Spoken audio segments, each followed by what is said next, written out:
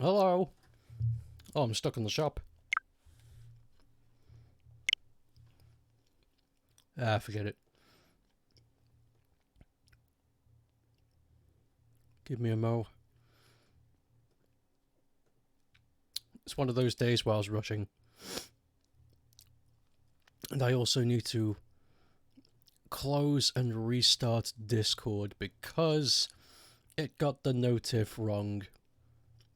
It's telling people that it's Metopia that's on play today. That's not true. Speed of Corp.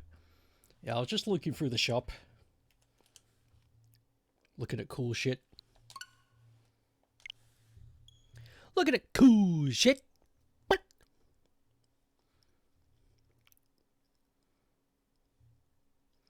There it is. Yeah, that's nasty. Yeah, I know. I made the change. And Twitch is really bad at making sudden changes. So just give it a sec.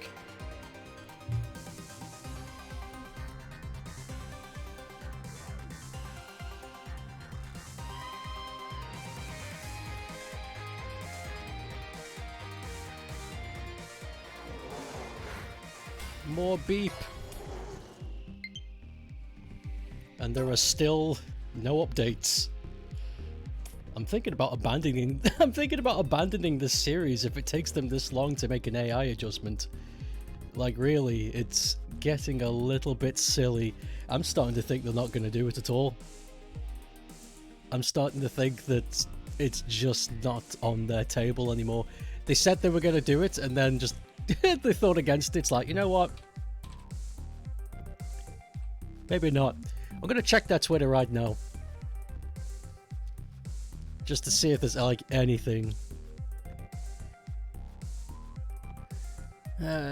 Promotion. Promotion.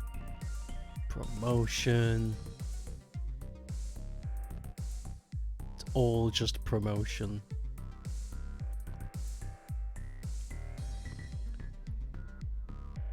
Okay, yeah. Fuck, it's almost been 10 days. Regarding the balancing issues, is currently working at fix. Well, the patch isn't out yet. Yeah, when is the patch going to be out?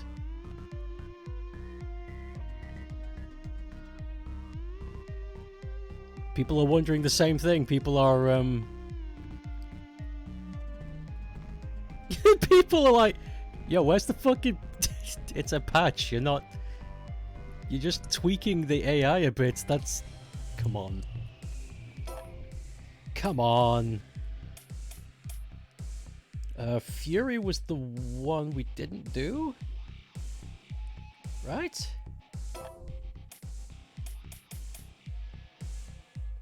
Or was it the one that was... I don't remember. Because there's so many that we haven't...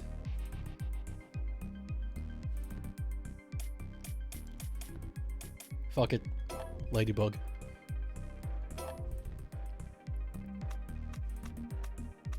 Yeah. This game's a tad quiet. There we go. Just increase it a smidgel. I've got a bit of a small announcement to make next Monday. It's not anything huge, but it is something... It is something that... that's going to be part of the streams for a long... I say for a long time, indefinitely. There's going to be a small addition that's going to be part of the streams indefinitely. And like I said, it's not a big thing. It's not going to change how the streams are. But it is something new that is going to make itself known until the end of time.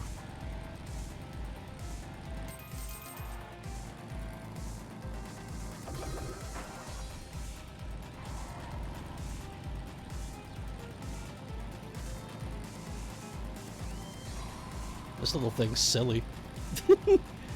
It's the best way I could put it. This little thing is silly.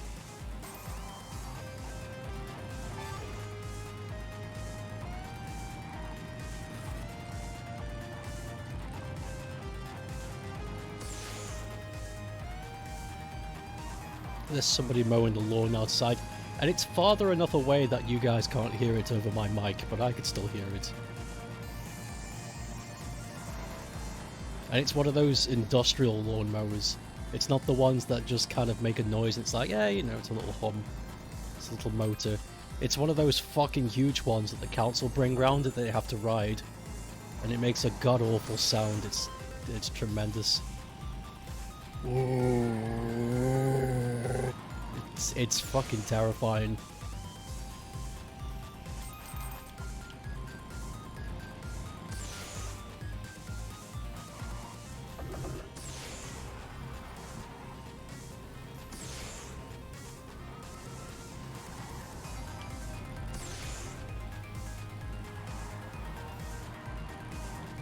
Classics never die!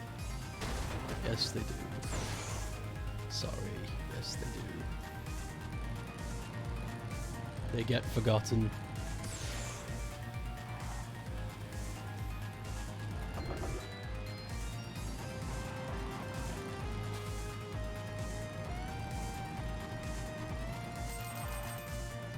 It looks like this one isn't going to be too bad. This car is slow, but fine.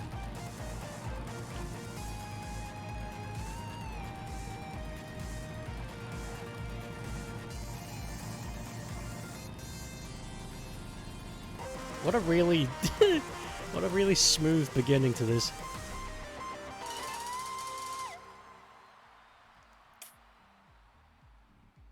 Monday is a dank holiday? Is Monday a bank holiday, really? You see, I don't keep up with them because bank holidays mean nothing to me. I don't get the benefits. So, yeah, that's a coinky dink.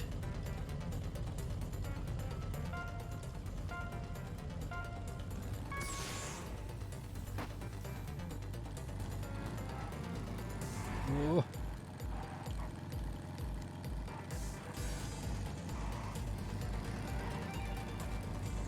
It means you don't have to work that day, poggers. Poggers! You know what I think's funny? Bank holiday. The majority of people don't have to work that day. Actually, no, that's not true. There's a very small selection of people who don't have to work that day because of some sort of strange law. But the thing is, there's still a lot of people who still work on bank holiday, and that list is slowly getting shorter and shorter. It's one of those things that's slowly being taken away from the public, but because it's happening so slowly, by the time it becomes an issue, it's already too late. So bank holidays, they don't. I don't see them being a thing forever, which is sad.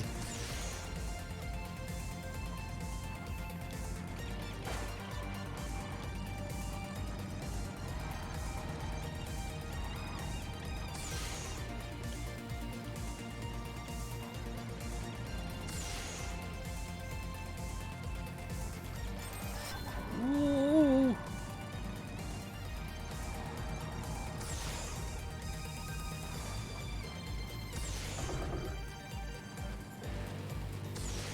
Nice. Scottish Independence Day. And what did you learn? What was the big takeaway from Scottish Independence Day video?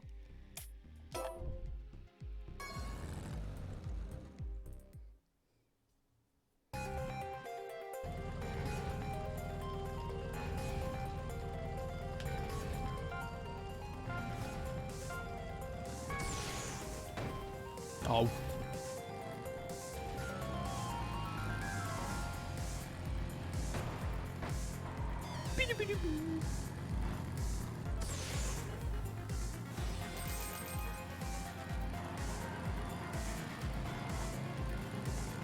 I like the music in this game. It's nice. It's got a weird vibe. A weird vibus.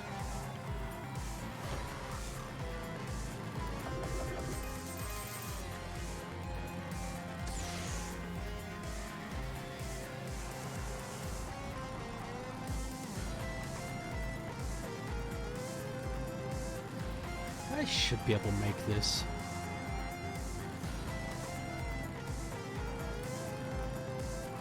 It's only like all the others.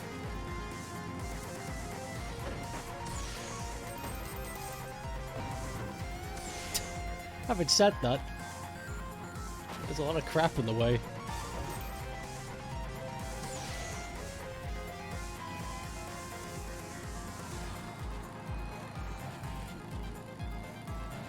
Save it for when they make that big turn.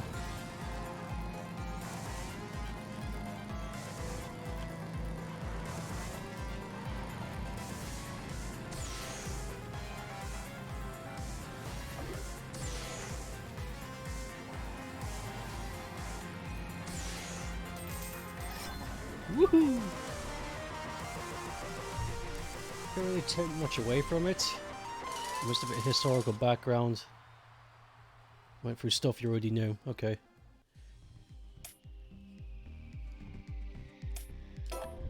Okay.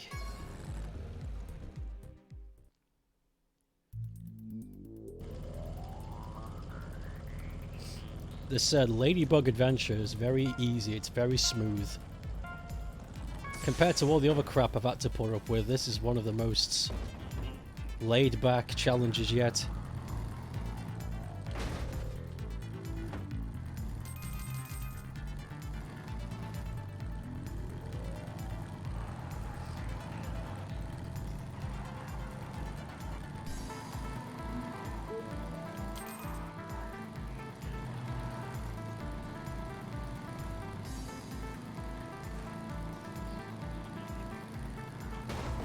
Oh.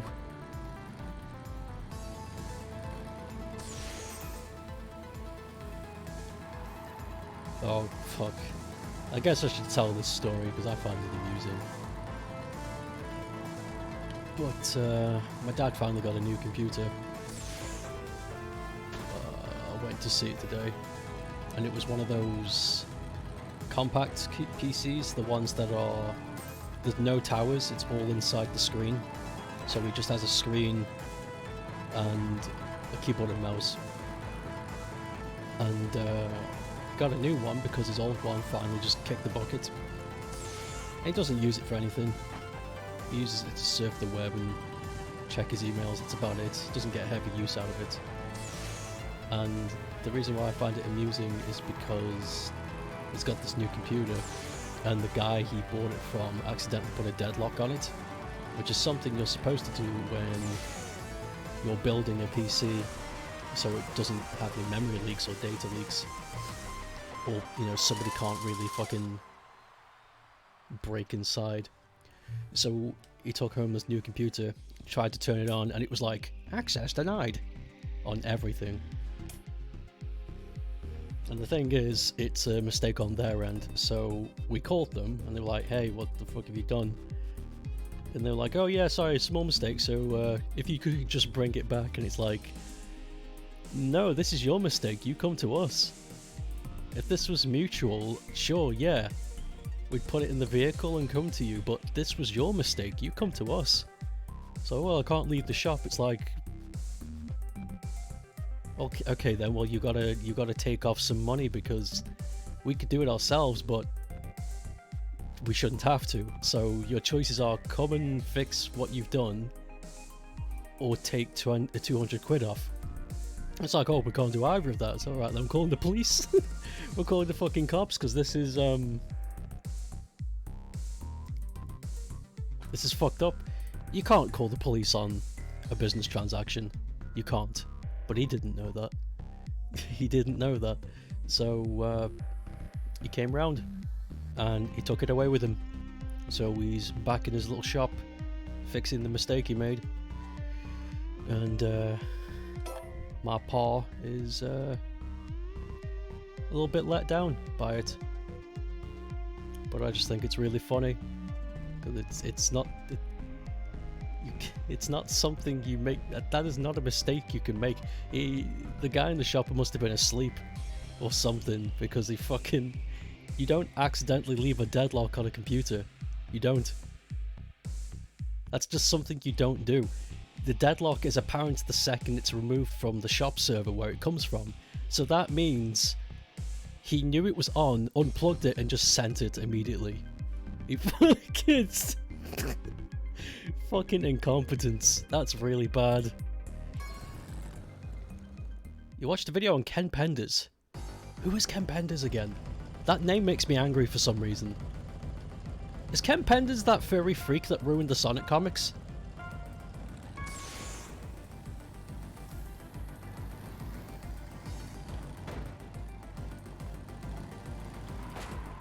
I think that's right. It is? Okay, right. Why the hell did you watch a video about Ken Penders? What the hell could you learn from that?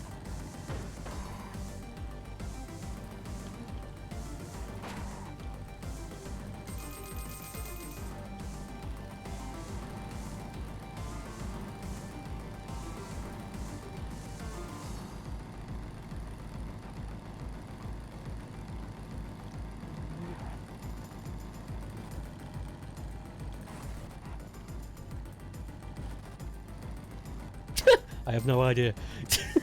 Like that. I don't know what I was doing, I just did it. I mean, isn't that the way? We just click on videos.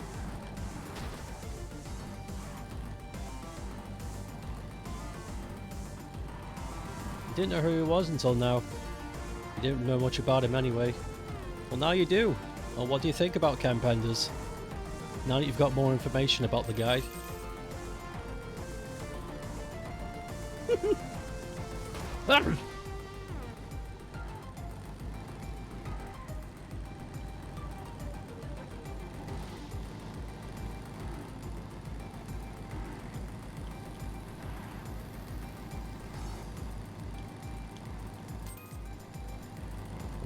gonna have to start using my boost. Gonna have to start winning. Oh, kids these days. Kids every days. It reminds you of Chris Chan. Yep. Yeah, I can see why. I can see why you can see that. I can see why you can see that.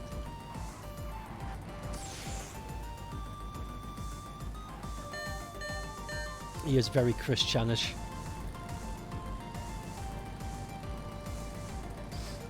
A lot of people blame Pen Candas. A lot of people blame Ken for like a lot of shit, but actually it's Sega's fault, because it wasn't a secret that he was a dickhead, that he was a piece of shit that was ruining the comics from the inside out. The complaints were heavy and loaded and constant for years, and the people at Sega were just like, yeah, it's fine, we're making money, don't worry about it. And then it just slowly got worse and worse and worse. Sega won't ever make that mistake again, because near the end of Ken Pender's career, he actually signed a registry for some of the original characters he made, and Sega could have easily refuted that claim in court if Sega had remembered where they kept their rights and reserved form documents when creating the comic division. And guess what Sega did? They completely forgot about it. They had no idea where this form was, where they stored it. It was completely gone. So because of Sega's big fuck up, Ken Penders owns like 90% of the characters from the Archie comic series. This is 100% true. Which is why they had to start again, which is why Archie Comics deal fell through, because it was like, if we keep this going, we're gonna have to keep giving money to Ken Penders for something he doesn't own. So that's why they started the new contract with IMC.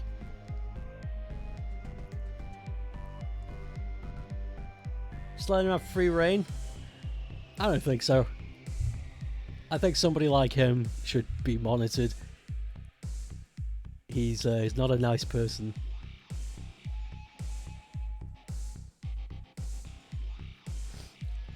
His only stipulation was Sonic is like this, and add video game stuff into the comics.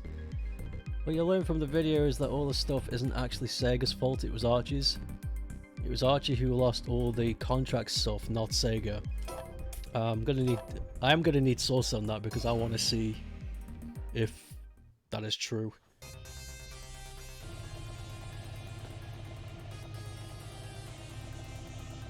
Does the video have a source link? Like the video essay, the video documentary, does it have a source link? Because that's a pet peeve of mine. A lot of these video essays, video documentaries don't have source links to their claims, and it's very frustrating, because if there's no source link, then how is there any credibility to what they're saying?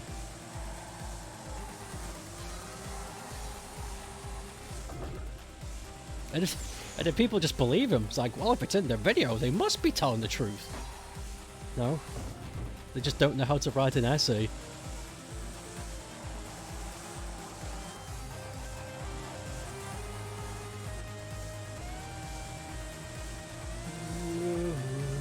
No source links? Boo. They might be telling the truth, but that's why we add sources. So that they don't need to fight that claim of, yes, I am telling the truth. Because if there's a source link, then you don't need to fight the battle, because you've already presented the argument. There's not many video essays out there that provide source links. It's really bad. It's very bad form, bad practice. And it's not that big of a deal, like it really isn't. People are going to do what they want to do, forget it, but it's it bothers me because they can make these video essays and just dump them on YouTube. You know, it's not an academic form. It's not monitored. It's not maintained, and it's not reviewed. So they can do whatever they want.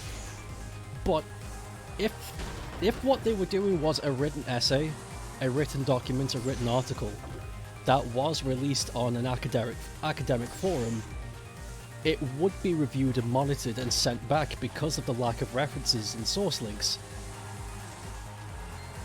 So I don't see why video essays on YouTube should be given a pass just because it's on YouTube. You've got this quote-unquote factual video about something that's 3 hours long, that's got 50 million views, and everyone treats it as the gospel truth. But there's no claimant to any of the factualities. So why does it get to get away with it? It boggles my mind. I hate it. I hate it a whole lot.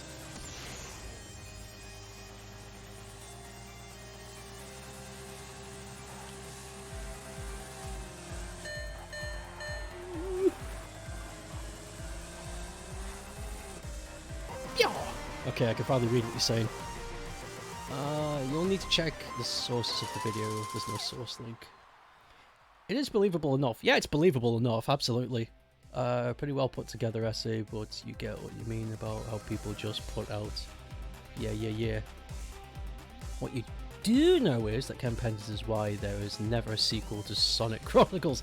Yeah, because he owns most of the characters. It's his. If people want Sonic Chronicles 2, you gotta ask Mr. Kenders. Mr. Penders.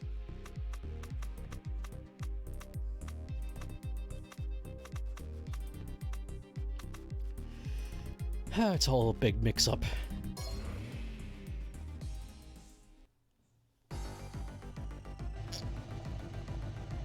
Oh, what a big mix-up. Did you excuse me, did you hear about, I don't know if it was in the video essay you watched, but did you hear about Mr. Penders is trying to sue, I forget which company it is that's making the Sonic movies right now, but Mr. Penders is trying to sue the studio that's making the Sonic movies because apparently the studio is using his original story of the Echidnas lore, and he truly believes that. He's adamant about that. I don't know if he'll ever. I don't think it'll get anywhere because it's not his lore. Like the whole Echidna tribe thing existed years before Ken fucking got involved with Sega, but it's in the thing. He said he was thinking about it. It's like, no, you're not gonna win. You're not gonna win. I'd like to see you try though. Get humiliated. I wouldn't mind it so much if Ken Penders was a nice guy who just got accidentally thrown into the whole creative washing machine of hell. But he's not a nice guy. He's a bit of a dick. So fuck him.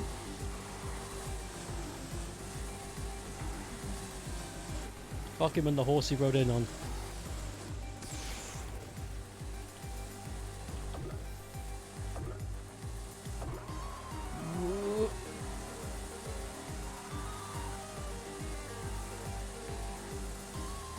Wow, Doc, is that a DeLorean? That's pretty fucking epic, Doc. Whoa! I was sitting on the toilet and I hit my head on the toilet and I realized this could be a time machine.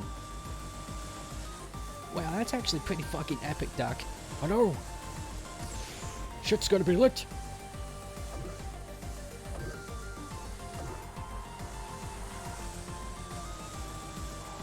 I like Back to the Future. Not really a big fan of 2 and 3. They're fine, I don't hate them, but the original film slaps. I love it. Seems like the characters are more inspired. Threatened to sue Paramount. That's it. Thank you. directly for the characters because there was echidnas in the film. I think he actually went through with it. No, he's there's echidnas in the there are other echidnas other than Knuckles. Those are my characters. No. It's strange for somebody who worked at Sega and supposedly knows a lot about Sonic, hence why he got fucking hired and put into the Sonic comic to begin with. How the hell could he forget the fundamental thing of there were and are still other echidnas? It says in the Sonic 3 fucking manual that Knuckles is the last of an old tribe of echidnas. Immediately, there are other echidnas. That's fucking 1993, baby. Sorry, 94. I don't know how he could have got that wrong. He didn't get hired because he knows about Sonic. Well, that's fucked up. That was their first mistake. You would... What? Wait. Sorry, that fucking threw me off. So, what the fuck?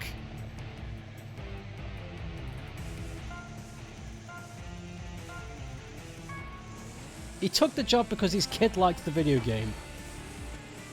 Oh my god. If the video is correct, that is... You know what? Archie deserves everything that happened to them. Should we background check this guy to make sure he knows what he's doing? We don't want to cause any corruption on the inside. Nah, just hire him. He seems like a good guy. Mistake!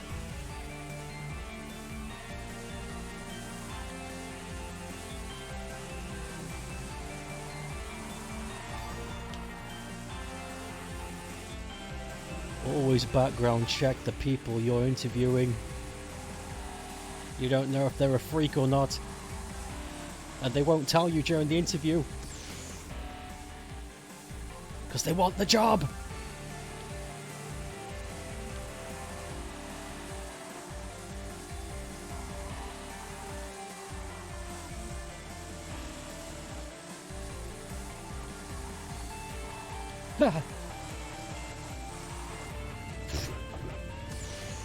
This track is crazy. I like the dragons though. That's nice decoration.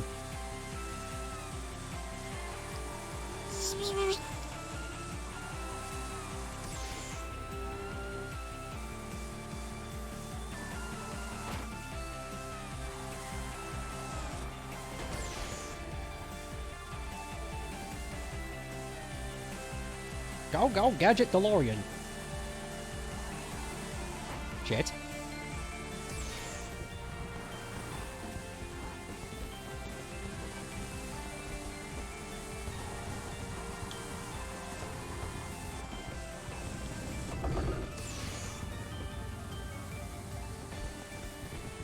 Keep up this pace, we should be okay.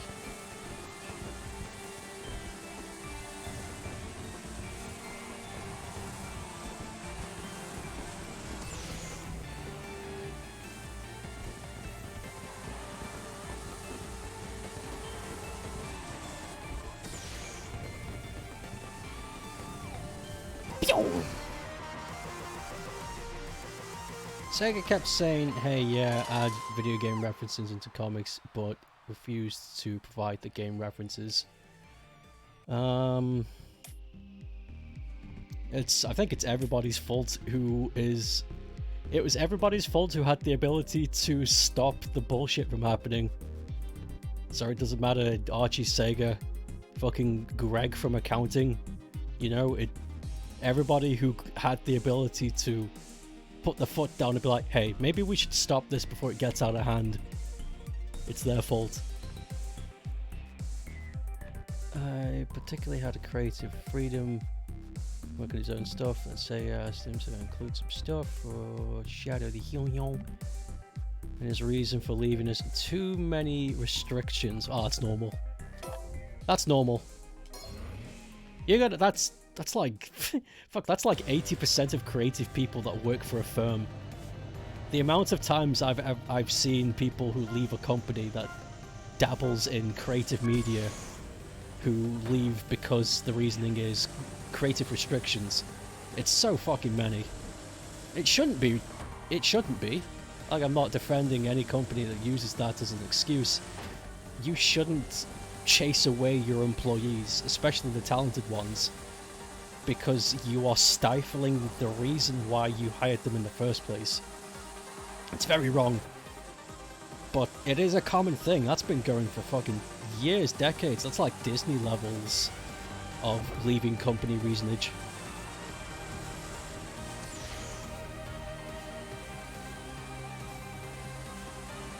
I left the company because the company was mean to me. It wouldn't let me draw Sonic with a hat. It's more complicated than that, I know, but it's just... I like the idea. I like the idea of the meeting be like, Shadow should have a hat, just like Nuncles. And they're like, no, fired, get out.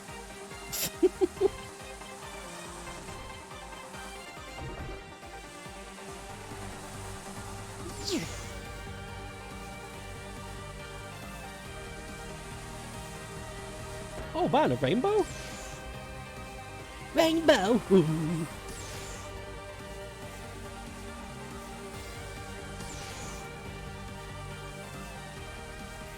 Reading rainbow.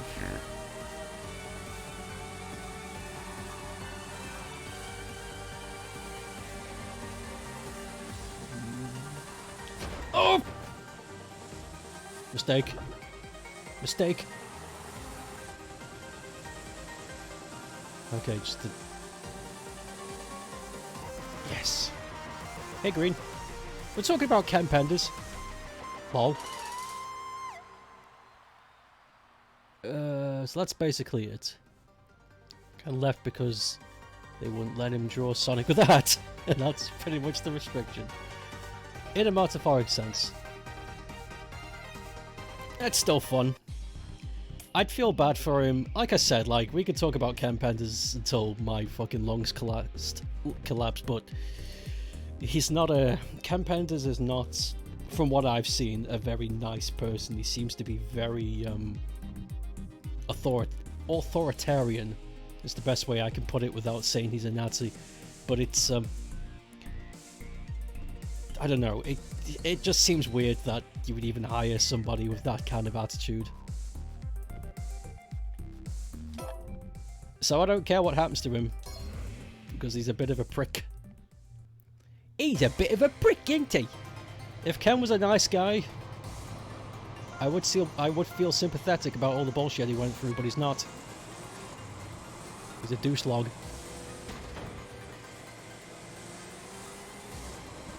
Oof. There is, you know, talking about people leaving companies over creative restrictions reminds me of the man called Don Bluth, who was a very famous person who worked at Disney. Don Bluth worked on many and was responsible for the creation of a lot of beloved Disney movies like My Little Mermaid, Lion King, and a bunch of others that dibble and cross my mind. But eventually Don Bluth ended up leaving Disney because of the very same thing.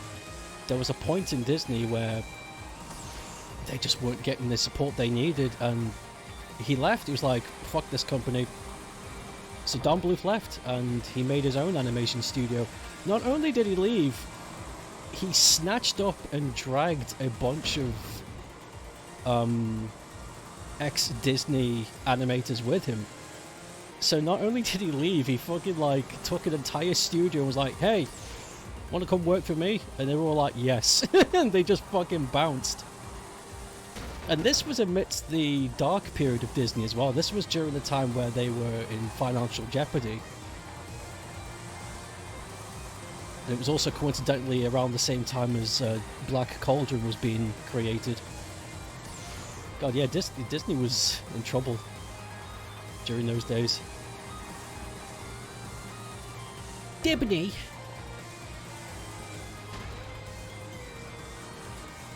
But unlike Ken Penders, Don Bluth is a nice guy. He's done a lot of cool things.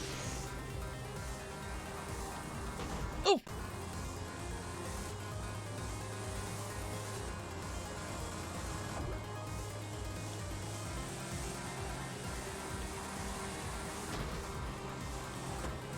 Goddamn car, get out of the way.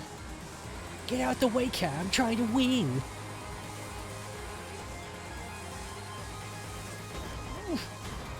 No.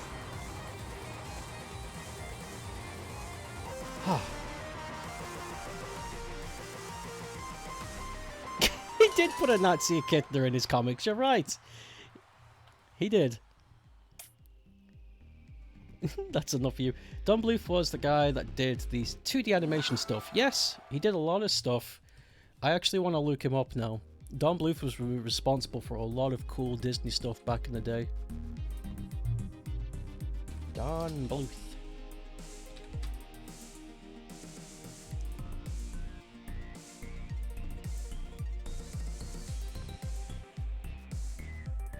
Where's his filmography? Okay, yeah, this is what he worked on. The Small One, which is a short movie he did on his own. Where is the...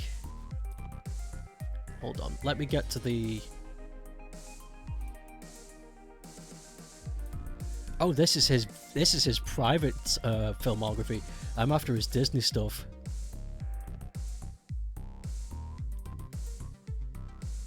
Oh, here we go. This is all the stuff he worked on whilst he was at Disney.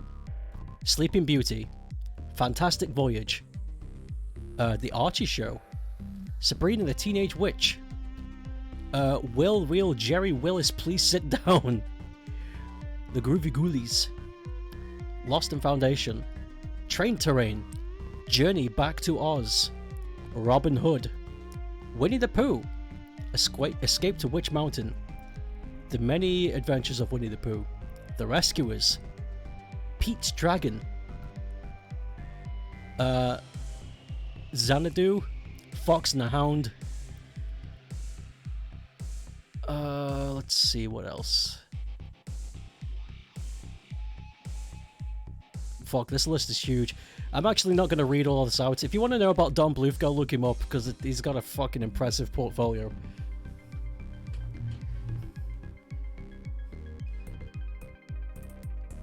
Titan AE? Box office failure?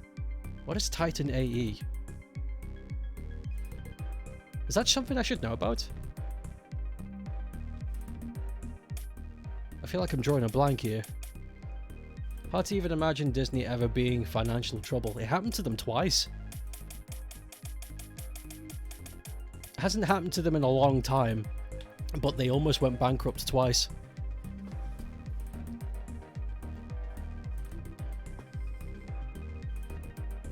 Why so many people assume Anastasia was made by Disney.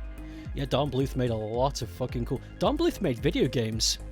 He made the Dragon Slayer and Space Ace games. And he also made... God, what was the Halloween one? There was a Halloween one where this fucking stoner stumbles across this haunted mansion and he's trying to escape all of these, like, cartoonish Halloween monsters. It's a good one, but I forget what it's called. Don Bluth, man, he was a... He didn't know what I'm talking about. Let me look it up real quick, because I'm drawing a blank. Titan AE feels like something I should fucking know about.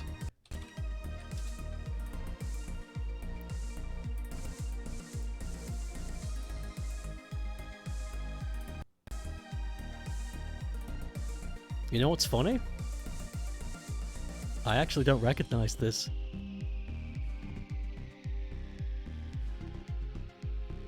I don't recognize this at all.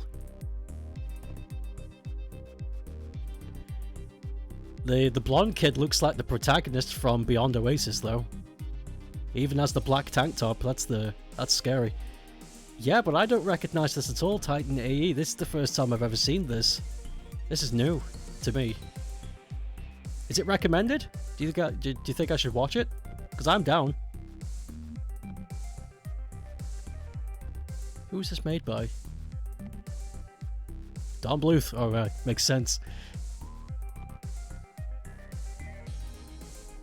Yeah, fuck. I don't know anything about this.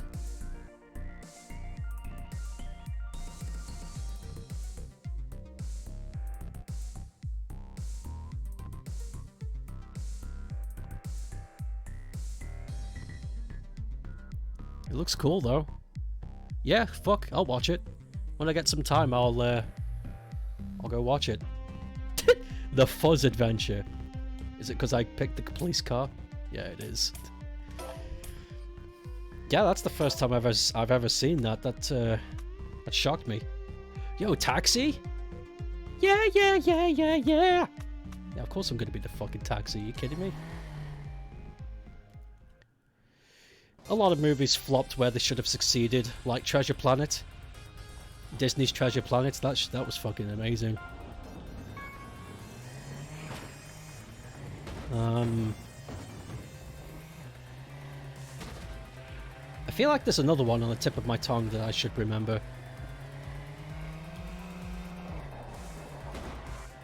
For its time, it looks extremely fresh. It looks good now. That's the thing with 2D animation. No matter when it's made, it looks good. You know, I recently went back... Oh, I say recently, it was about 2 months ago. I guess that's recent.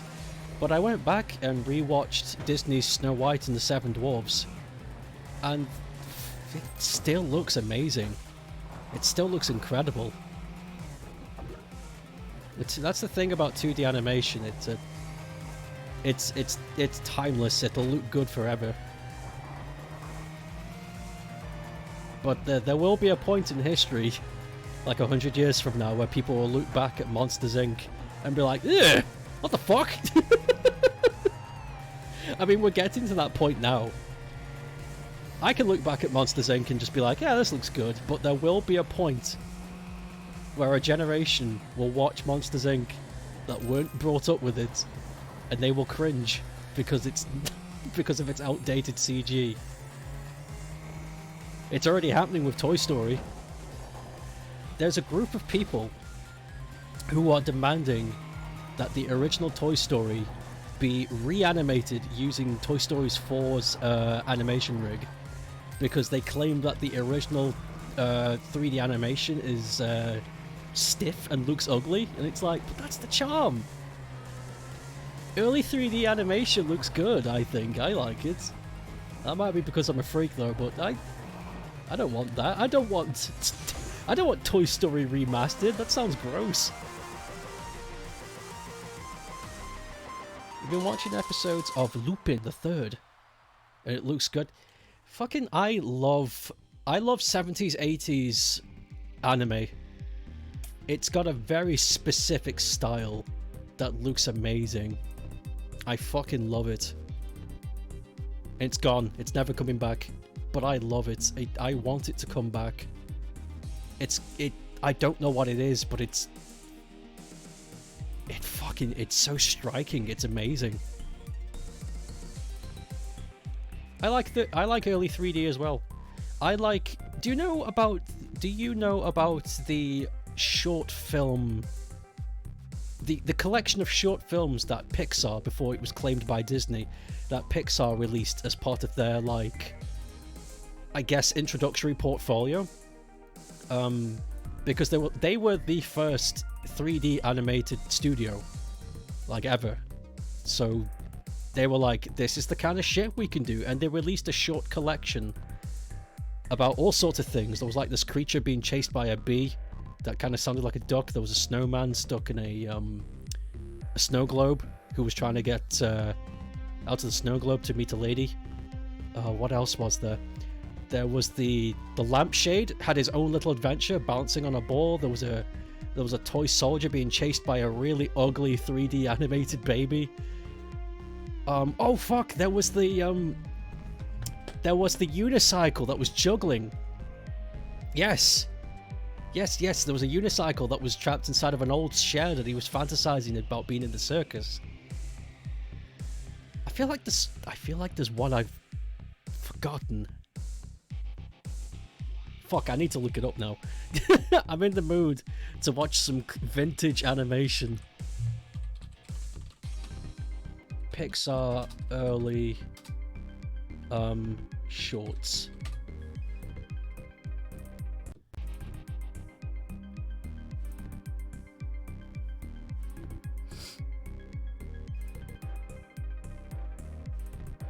No, this isn't it.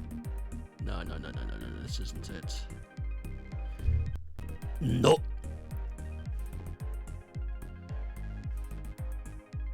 Pre-rendered PS1 backgrounds. They're amazing.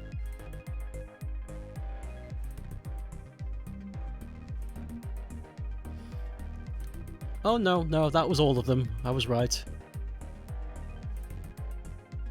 It's part of a special feature on either Toy Story 1 or 2. Oh, 6! So they stuck it inside a DVD. Yeah, the ones I listed off, those were all of them part of that portfolio reel. But yeah, I remember, I think when I was a kid, my parents bought it on VHS.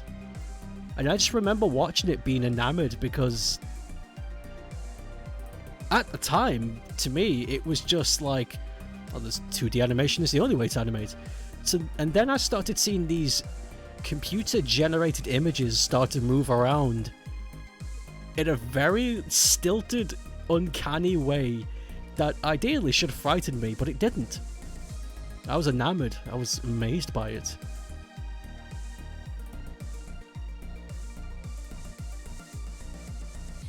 But you know what the funny thing is? There's a lot of 3D animation now that actually makes me feel how I should have felt as a kid. You know, I look.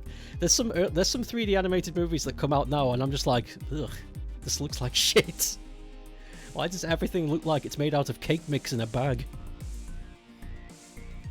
As part of the special features showed up and made the concept pitch, original vision, and everything. Yeah, because Toy Story was Pixar's very first feature-length film, wasn't it?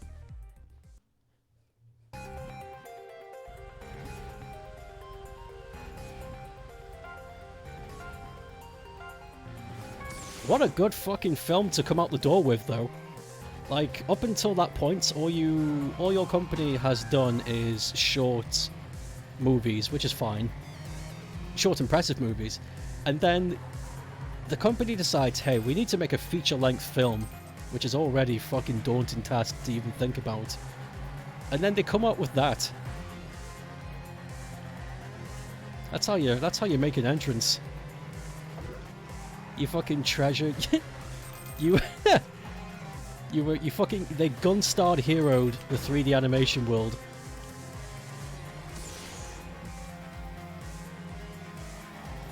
Whoa!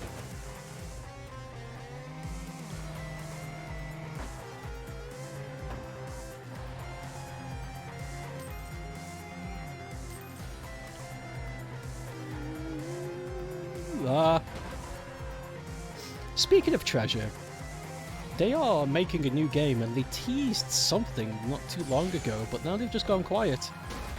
And it makes me kind of sad because, like, hey guys, what about this new game you're working on? Can I see it? I hope it's something interesting. Because you guys have not made a game in, like, forever.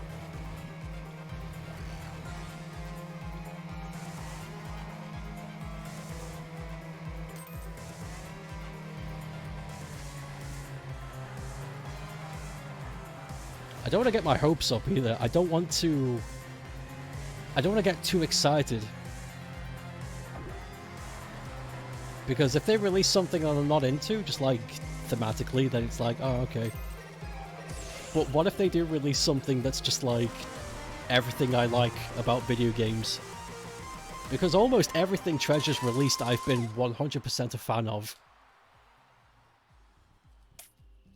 Almost everything. They've hit a couple of snags where I'm just like, this game ain't for me, but it's like an 8 out of 10 on the board. Like, it's almost a hit every time for me. Was animation good, but the story, characters, everything was great. I love Toy Story 1. What weird game news? Sunsoft is doing... Sunsoft? The fucking...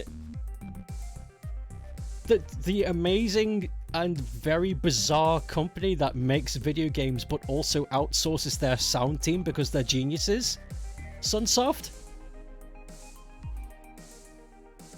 I haven't heard of anything Sunsoft related in years. I thought they'd gone but debunked. I thought they vanished like everything else.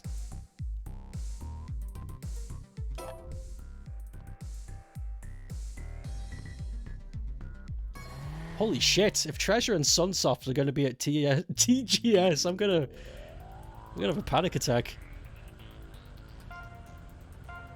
Oh my god, could you... What if they're working together?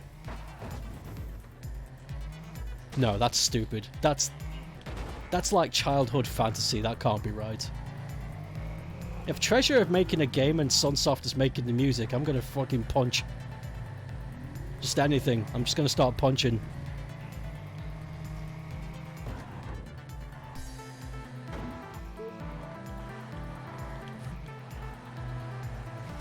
And then we've also got RGG that are gonna be at the TGS. They're gonna show something off.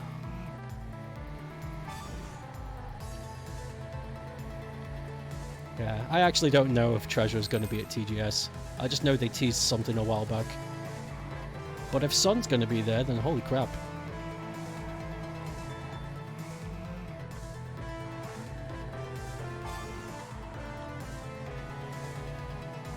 Hudson is going to be there as... What is happening? Why are all these fucking... Why are all these ancient game developers that I thought were dead suddenly rising from the grave and getting involved? What the fuck is happening?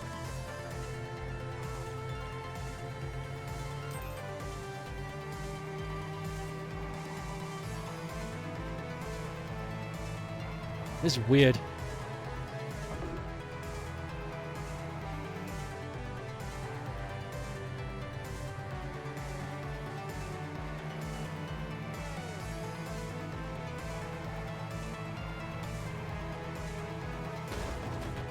Genuinely don't know. I'm for it. Yeah, that's interesting. That's a... I really don't know what to think. That's fucking strange. I'm interested though. It's nice to have some variety for a change. Normally we just have the basic boys that we've all grown to love and know, you know, the big boys. But now these veteran developers are now sticking their head in. It's exciting. I wonder if you know, the chances of RGG releasing another, announcing, showing off more Yakuza is very likely. But what if it isn't? I was thinking about this not too long ago. I was thinking that of it being Yakuza 8, more Yakuza 8 footage. Probably the most likely thing. That's what I was thinking. But what if they show up and it's like not that? It's something new. Like very new as well. Like not even related to anything they've done in the past. Like Judgment was new, but it was in the Yakuza universe, so it's kind of like it's new, but it's still familiar. What if they just fucking come out of nowhere with something fresh? Just blow everybody's mind. Like, not Monkey Ball, not Yakuza, not Judgment. I don't know what, but it would be amazing.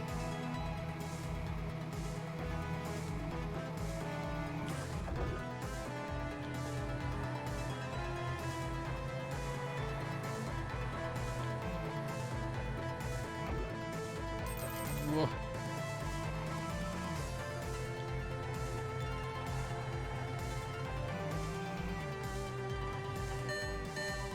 Whoa. I don't like this. I don't like not having fuel. It's giving me the spooks.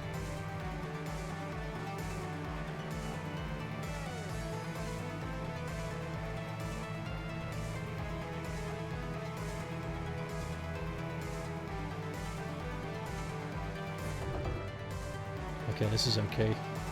This should be okay until I finish.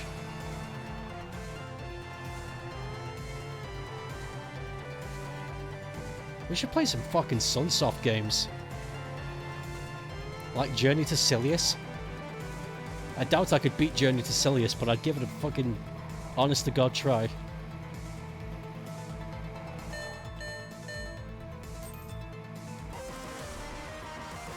Sega also has rehired some old AM2 and VF stuff. Ooh, something big is happening with fucking... I still play VF5 casually now that it's on my PS4. I know I haven't streamed it in a long-ass time, but like, fucking, I don't know, like once every week or 2 weeks, I pick it up and play it for like 3 hours straight now. Just because it's just like, it's there, and there's an online community that exists. It's really nice.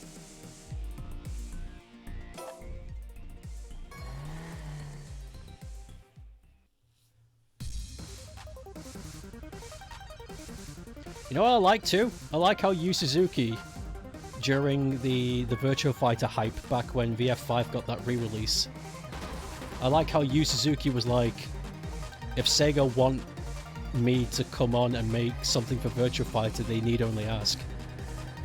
I love that. I like how if Sega really wanted to, they could fucking get Yu Suzuki back and make VF6 or some shit. Holy fuck. You know what would be amazing too? If they got Yu Suzuki and fucking Harada involved, get them both in.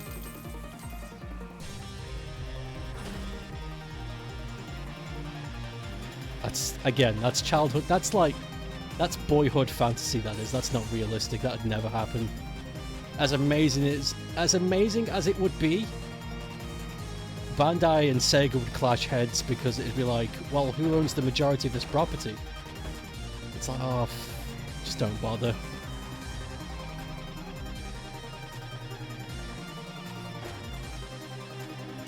I think Harada would love to because he loves Virtua Fighter, like he genuinely loves it. But I think Namco would be like, I don't know, I think they'd stick their legal horn in.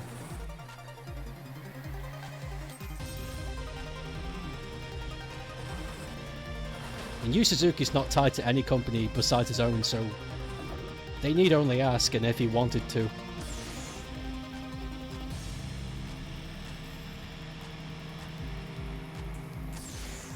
Also, I think Yu Suzuki is pretty much free to open on any kind of game development right now, because he's finished with his new Space Harrier. Like, have you seen it? It's called Wind Vortex, and unfortunately it's only available for Apple Arcade, which makes me really sad because it looks amazing. But it's Space Harrier. Like, if you watch some footage of it, it's Space Harrier. It's Space Harrier for the modern age.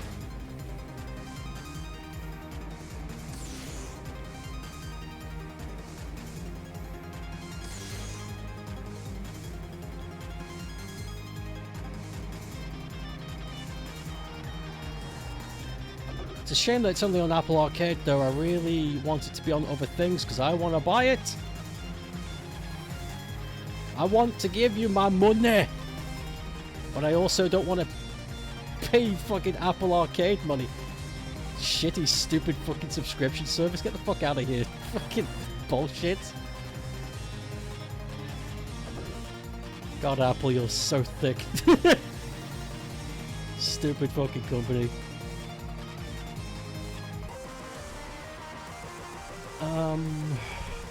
It's nice to have it on a modern system which is online and works. Exactly, yeah. Virtua Fighter made by Yu Suzuki, you can understand why he's got sense of loyalty to it. Absolutely. Devs would be fine with it, but the higher-ups would be at each other all the time. Yeah, exactly. It wouldn't be fun! Way to hype you up and shoot you down. I'm feeling down about it too, man. I really want to play... Is it Wind Vortex? Let me double check. I think it is. YeastNet Wind Vortex.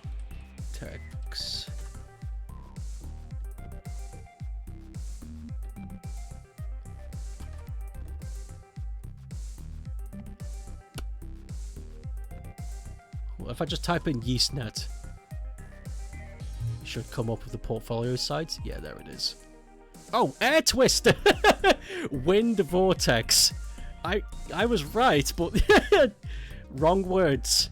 Yeah, Air Twister, that's what it's called. The latest from YeastNet, Air Twister. And it's Space Harrier. It's even got the fucking blue jellyfish. It's fucking Space Harrier. But it's only on Apple Arcade.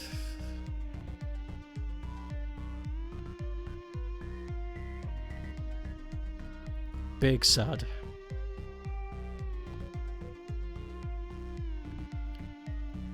Maybe if we ask long enough, hard enough, it'll eventually come on other systems.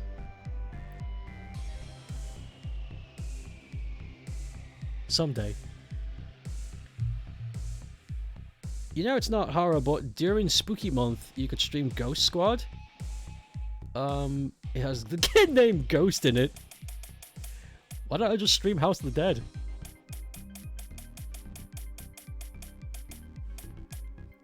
Breeze.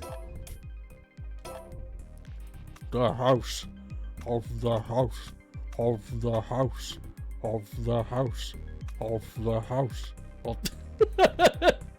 The game breaks. Kinda like Stokeape's new game. It looks great, but it's Apple Arcade only. Boom! Oh look, fuck! I didn't know. I was looking through all the skins and I didn't notice the fucking Pride Mobile. Let's fucking go.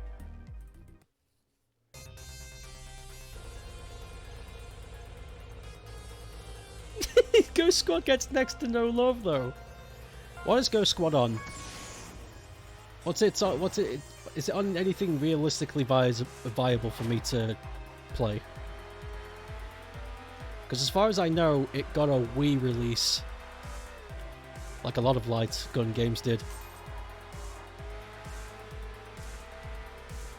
There's obviously the Apple port. Fuck, the the arcade port.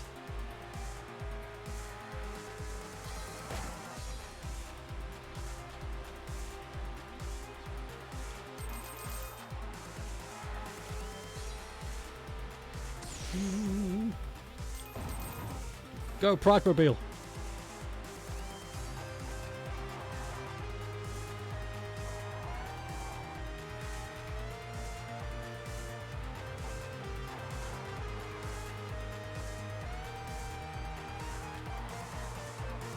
And the cable guy truck's really booking it. Holy crap.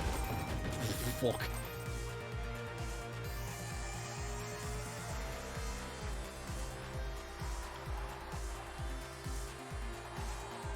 Okay.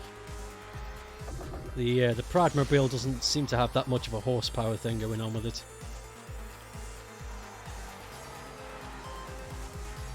Maybe it does and I'm just bad.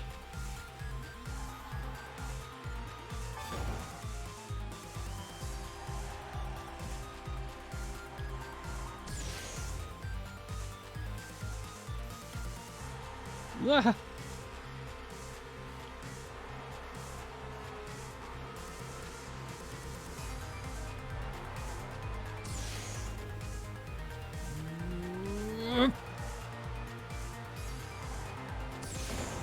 No.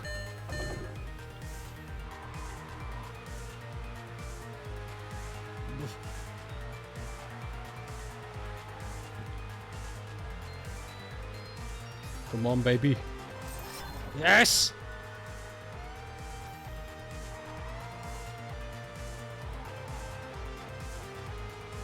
Woo! I've streamed all the House of the Dead games. What about Type of the Dead? Because I'm an illiterate fool. It would be funny for like a minute. It's when they did a Wii release and that's it. Oh, that's sad.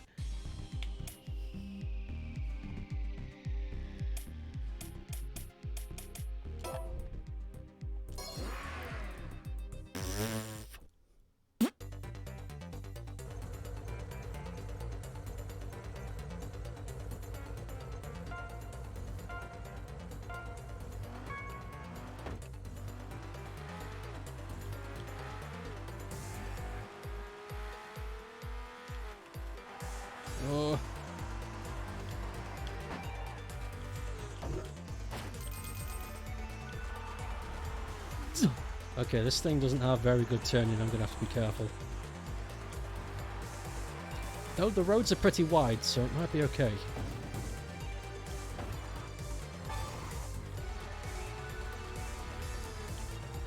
Oh, I tried to... I tried to see if I could put a copy of Pac-Man World Repack in my fucking Amazon so I could, like, you know, fucking buy it and play it. But the second it went on release, it sold out.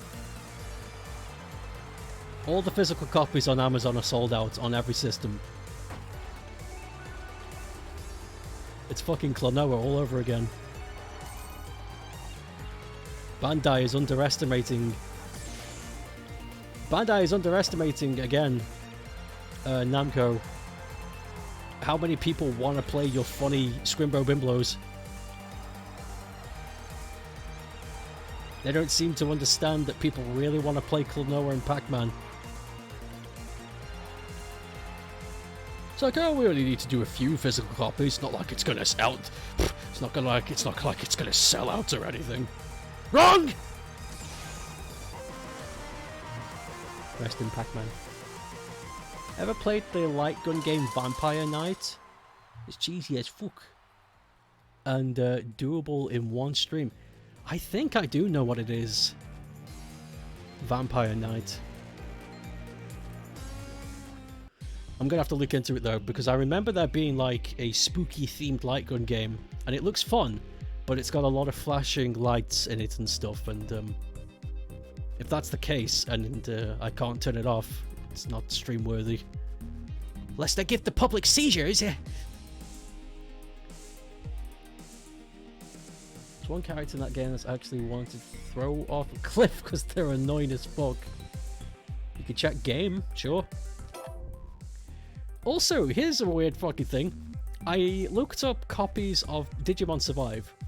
If I wanted to order it for my PlayStation 4, Digimon Survive would cost me £45, which is about standard for a big title, full release, big price game. But I go on Switch, and it's £69. Why is it so much more expensive?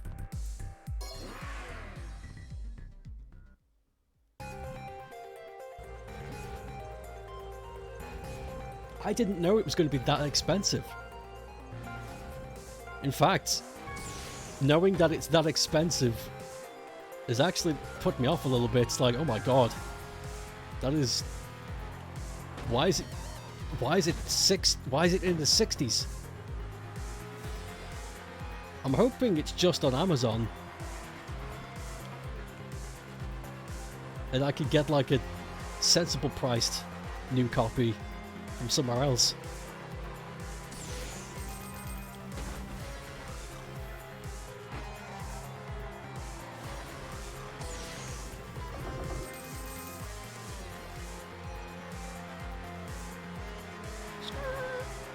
I still want to buy it, but I don't have that kind of money. Not in the time that I thought I did.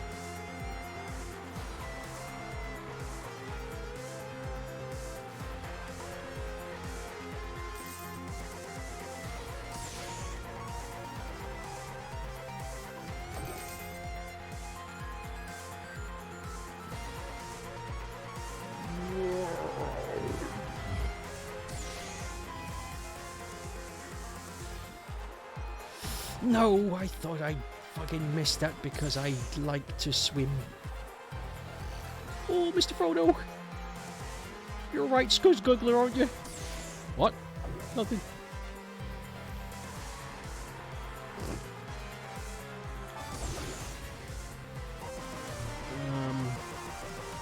If you want the extra Gulimon and stuff, you'll want to get the digital edition rather than the physical one.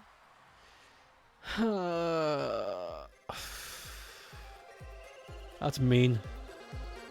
I hate it when companies do that. Try to encourage you to buy digital by removing cool stuff and only having it on the digital version. It's getting some disrespect points. UK physical edition doesn't come with the extra DLC stuff, right? So if that's the case, if the physical edition doesn't come with extra shit, so why is it more expensive? The hell? Are they deliberately trying to force a deal on me so that they don't have to manufacture boxes? Because that makes sense. But at the same time, I'm really confused. Dead Island 2 is £50, and depending on retail. That makes sense though, because that's gonna be a big fat game. I expect it to be in the 50s. But Digimon Survive, it's a fucking visual novel with a tactical RPG minigame. I don't get it. Oh wait, actually no, I do. I do get it. I forget that Digimon Survive has been in development for a very long time, for reasons we probably won't ever find out. So Bamco has probably spent a lot of money on that project. So it makes sense that they would sell it for a higher than normal price to be expected. They're trying to make some returns as the best that they can. Yeah, that's probably it. Game doesn't even have the Switch version. The Switch version is the one that sold the best, apparently. Switch and PC. Everything else is like up in the air. I'll get it eventually. I will.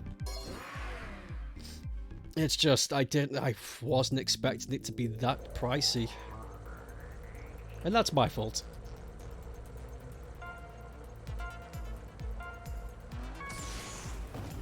It's my fault for not doing my research. I just assumed that it would be cheap.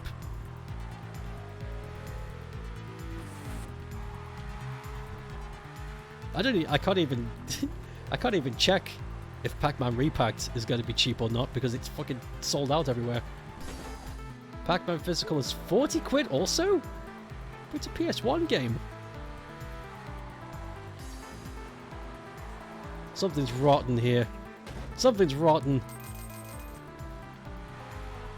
Fucking Klonoa Fantasy Friends wasn't even that expensive, and it was 2 games. Something's rotten here. Something stinks.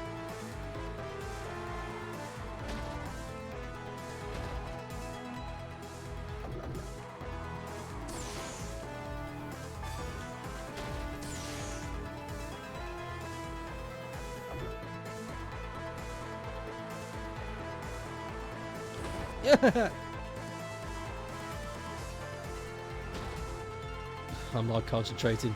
The price of video games these days is distracting me from my video games. First world problems.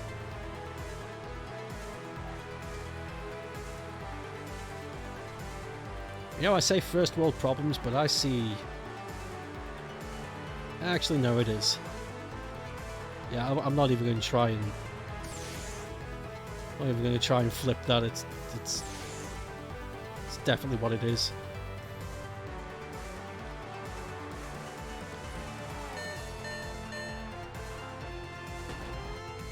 Ah, shit.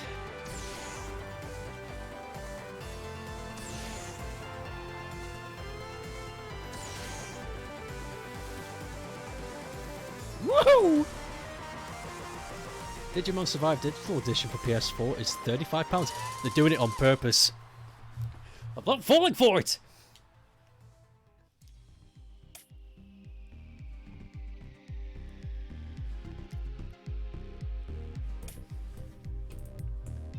I'm not hecking falling for it.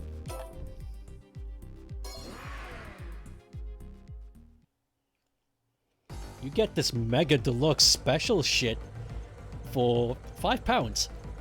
Or you can get the physical version for 100 quid. I fucking hate you. I know the industry is trying to phase out physical media, but fuck you. Fuck you.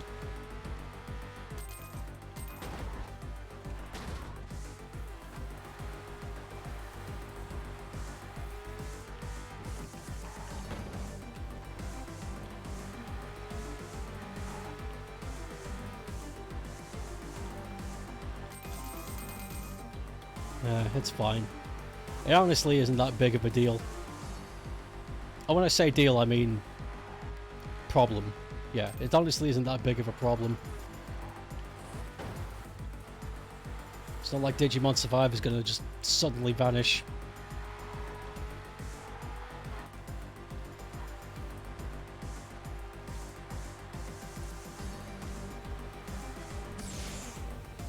Digimon, Digidol Gonku, Biggie Bang Boom Yum Bang Bang.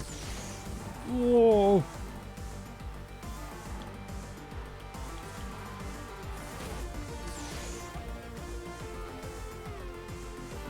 Ah! Fucking!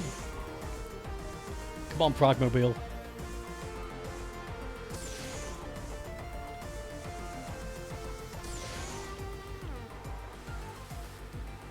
Yeah.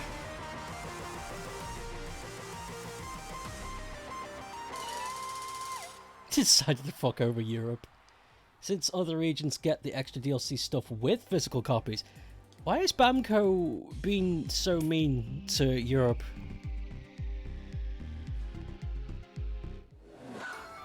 Oh wow, big ass yellow car, fuck yeah. Big! Why are you being so mean? Fucking damn it, Bamco, fucking let me buy your shit. Bamco, you're being a real Nintendo right now, stop it. It's not funny anymore.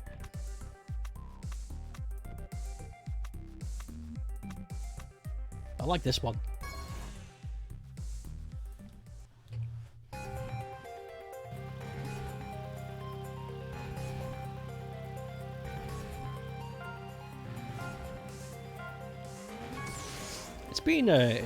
It's been a real Bamco kind of year for me. Fucking Klonoa, Pac-Man, Digimon Survive, holy shit. They got my attention this year.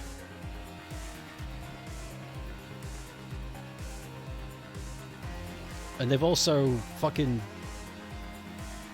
they've also sneak teased Tekken 8 as well, which I'm excited to see how that's gonna look.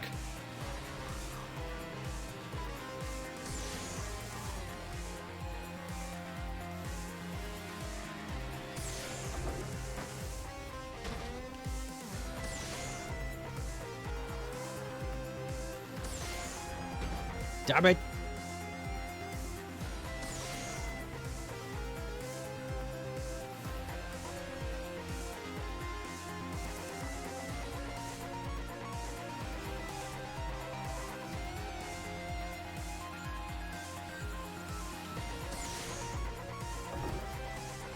Whoa! Whoa! They do it with their anime games, and it ain't titled One Piece and Dragon Ball. That is true. Because they ain't stupid enough to fuck over those fans. You know what? That's funny because I forgot that Dragon Ball games are made by Bamco, so... Also, Dragon Ball, because I have Dragon Ball on Switch that I've yet to play on the channel. So that's another Bamco game. 70 hours in Gigimon Gobive. Didn't realize you had that many. You like the game? Oh goodness. Oh yeah, Scorn. Fucking Scorn is weird. I want to see more. Protocol, Dead Space. And then then there is the Dead Space remake. Dead Island 2 and Resident Evil 4 remake. Lots of top quality horror games. Scorn fascinates me just on a creative level. It looks fucking weird. I want to see more.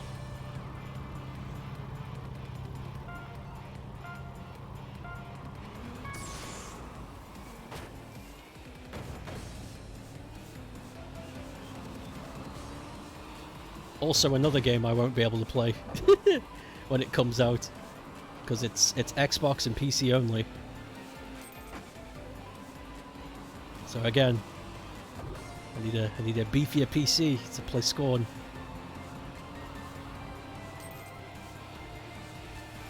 And I don't have that. I don't have the beefy PC.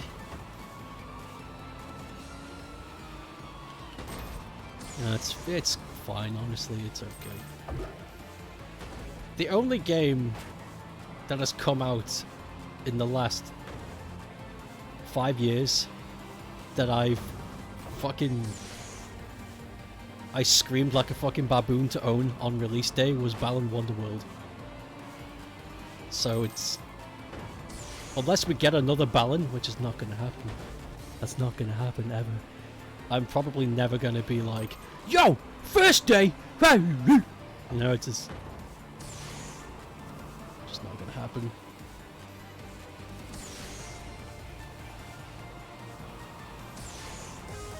Damn it!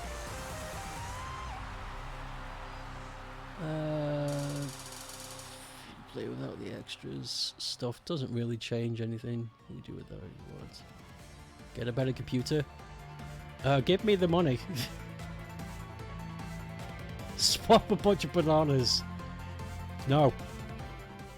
I gotta wait. Next year is gonna be nuts because all the games affected by COVID is gonna be released. Fucking hell. Fucking hell, mate. It's gonna be right fucking conkers, isn't it?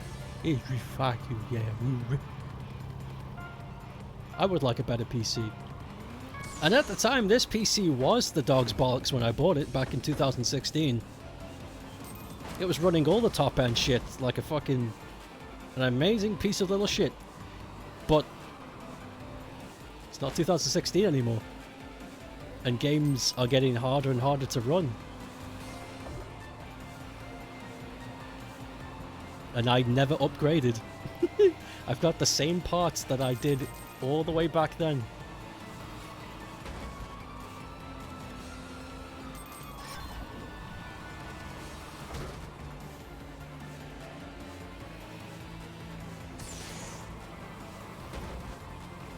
Off.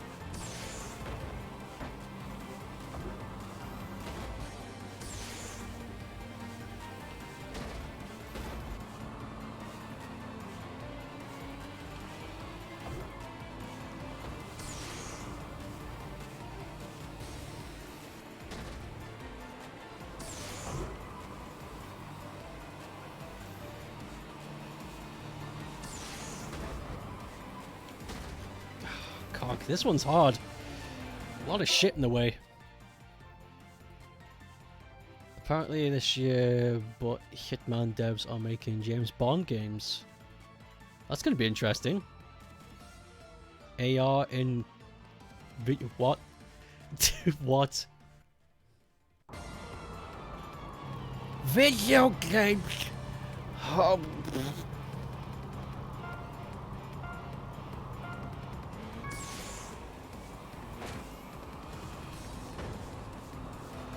Excuse me, sir. Is this one of them newfangled video games? What the fuck is this thing? Hello. It's my grandson. That makes me laugh. The idea the shopkeeper just drops his... He's so confused by the person. He just drops his salesman and he's just like, what the fuck is that? What is this thing? It's my grandson. Hello. Oh my god. I'd feel better if... I honestly would feel better if you just left my shop. I don't want to sell you anything. You frighten me, young man. You're a weird shape.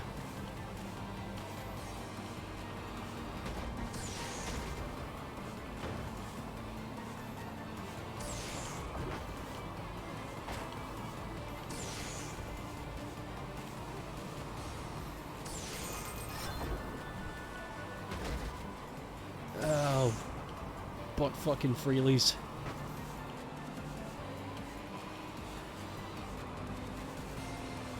This is tough.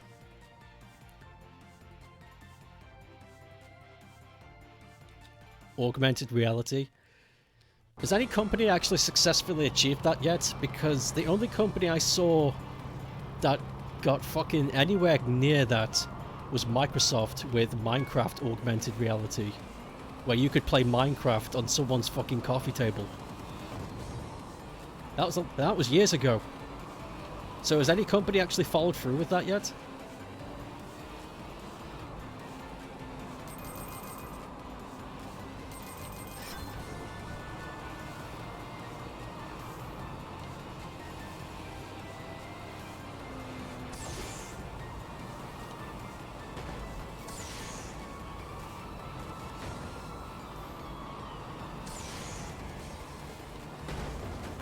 Oh, that stinks.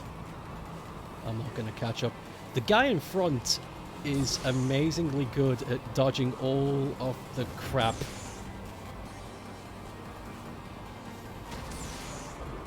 So it's very hard for me to catch up.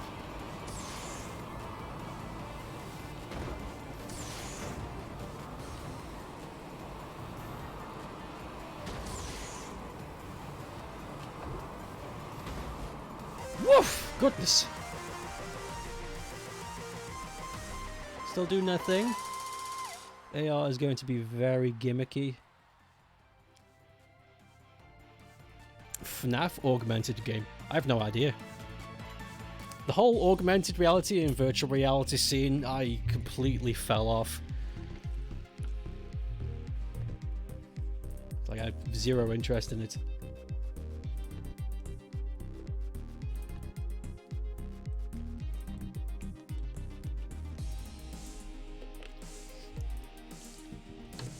I decided I had no interest in it because back in the day, when everyone was super excited about it, I went into VR chat with a VR headset and had a good time, and then I went home and went on VR chat with desktop mode, and I didn't feel any different. My experience was not enriched by the fact that I was wearing a helmet. And I played plenty of VR games like Superhot. I played this Office game. I played this fucking cool game, Beat Saber. That was amazing.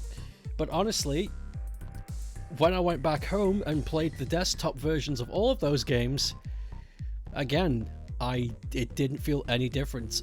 I guess I'm just not part of that target demographic. Because to me, having a helmet and having it on desktop, the experience is the same to me. I don't feel any... It doesn't feel like a richer experience that it's in VR. It doesn't affect me at all. And I guess that's a blessing and a curse, because I'm clearly missing out. Like, there's obviously something wrong with me where I'm not awed and inspired by the experience. But it's also a blessing because I'm never ever going to buy something for it. I'll never pay pocket for it because it's not on my radar. I don't think it ever will be. It's a tech soundboard, but it won't be consumer friendly because it's fucking expensive. Everything's super fucking expensive. I went to shop last week, right? And I want to get a fucking Quavers. I don't know why I said Quavers. That's off-brand Quavers. Went to get some fucking Quavers, right? Multi-pack, different flavours, want it? Cheese, pretzels, fucking all sorts. Went there. £3.75, and I was like, nah, mate. I went home. True story. I like when you meet people in a pub and they tell you the most mundane fucking story, and then they finish it with true story. It's like, oh yeah, I don't... Yeah, I wasn't... I didn't believe you. Yeah, I didn't believe you at first that you went into a shop and looked at Quavers. Yeah, that was really unbelievable. But now you said true story? Fuck, my mind is blown. I got up, right, went to the shower, didn't realise still had my boxes on. True story. It's like, yeah, yes. Fuck off.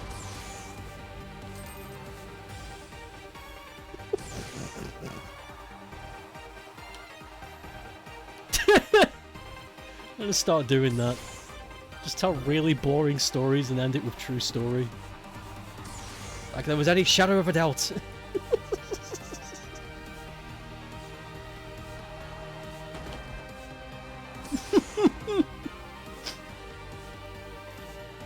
I had a meeting with my job coach last week. We talked about new experiences and new opportunities in the market. So I've been sent away with a task, and I'm going to achieve that task before the next meeting I have in 2 weeks' time. True story. Why it does... I don't know why it makes me giggle. Went to shop. Quavers multi-pack were too expensive. Went home. Beat me what? Oof. You know, probably did. Fucking hell. True story. No, it's not funny. No, that's not. We shouldn't laugh at that.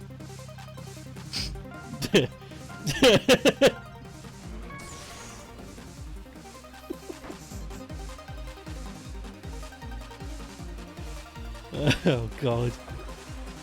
Yeah, he probably did. He looked the type. He looked the type that didn't have any respect for anybody.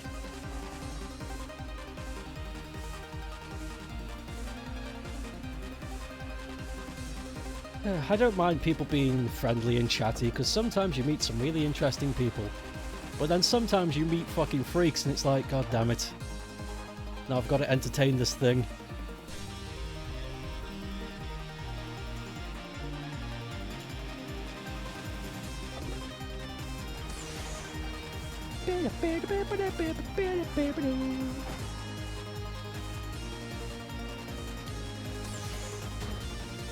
Oh!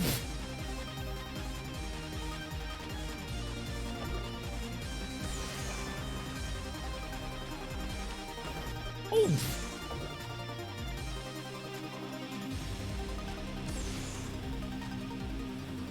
Okay, good.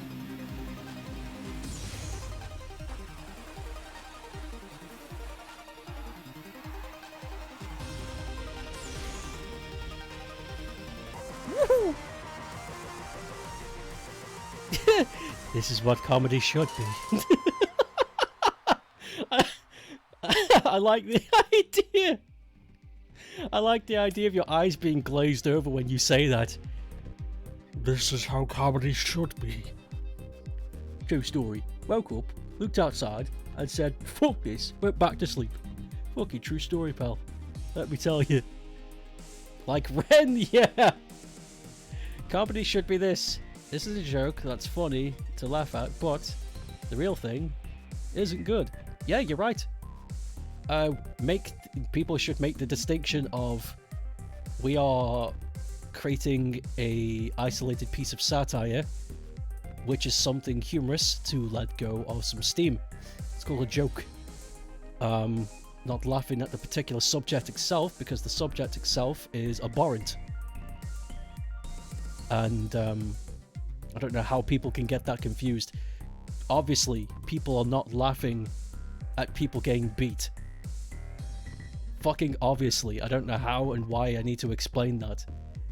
But the fantasy of this ridiculous situation is funny, and it's harmless because it doesn't exist.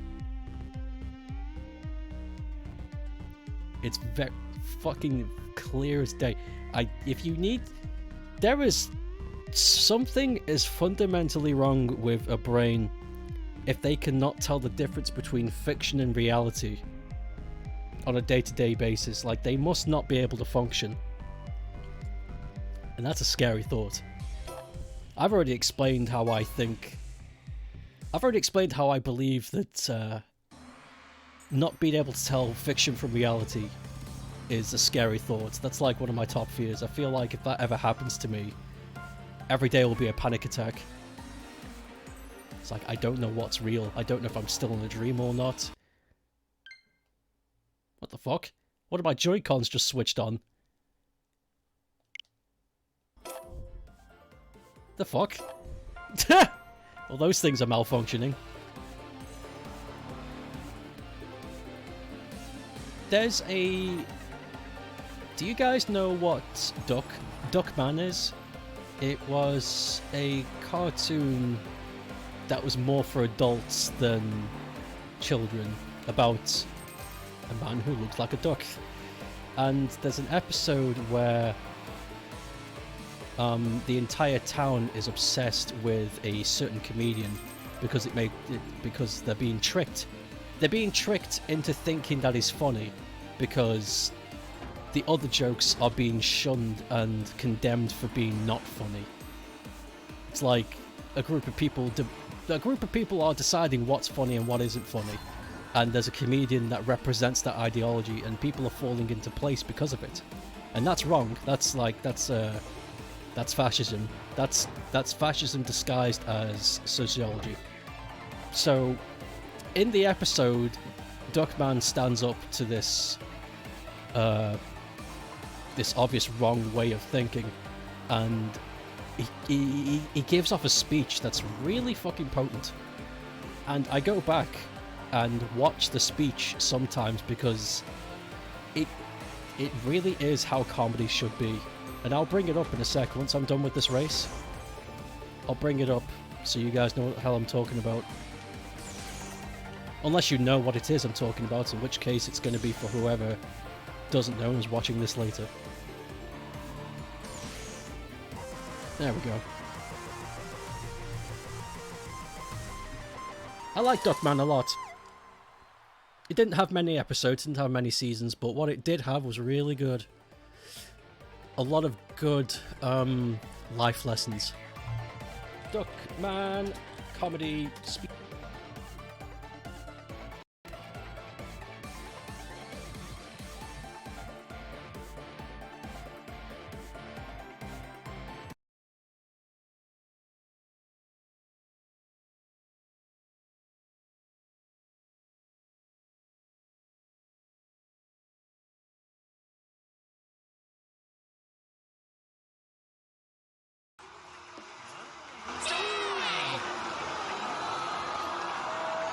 I know you all came here to see Iggy Catalpa because you think he's funny, because you like his style, because you just plain like him, right? Yeah! But you just think you do, because you were manipulated into thinking you do. By him!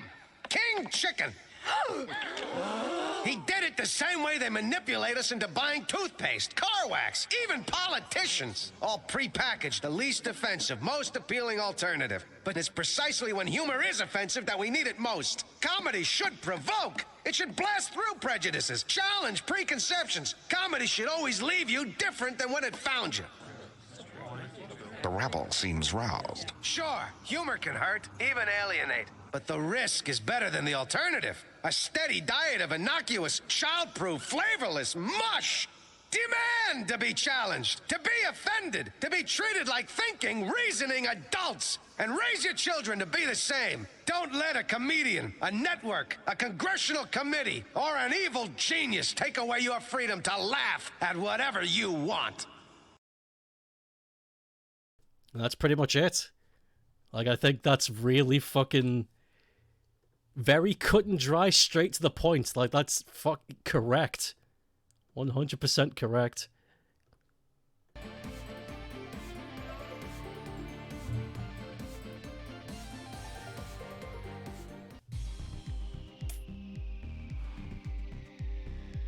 Oh, we unlocked the skin.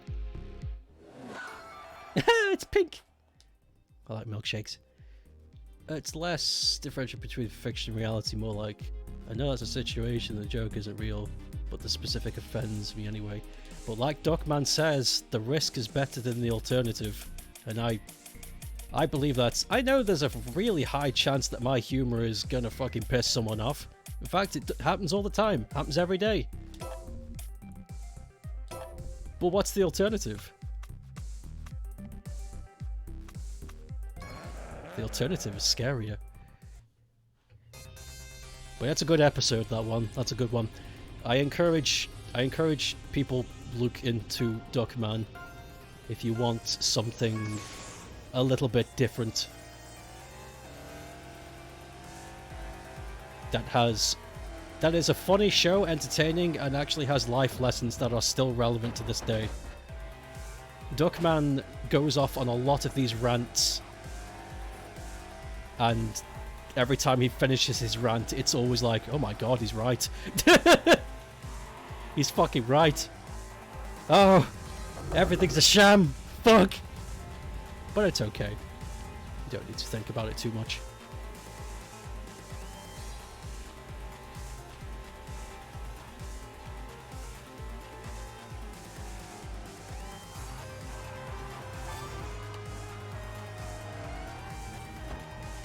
Ah!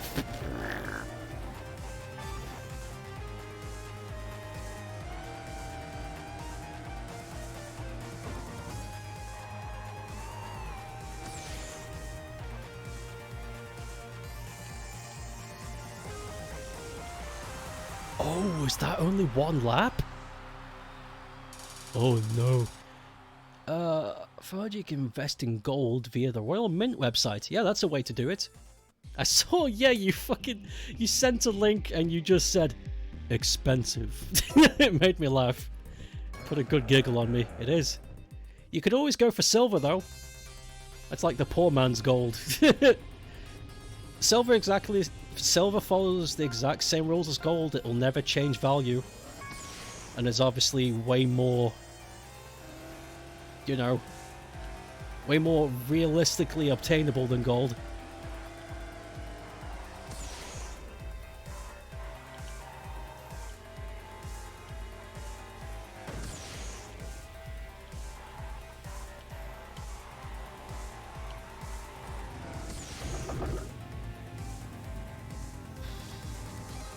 Supposed to win this in one lap? That's gonna be crazy. It's gonna be fucking crazy!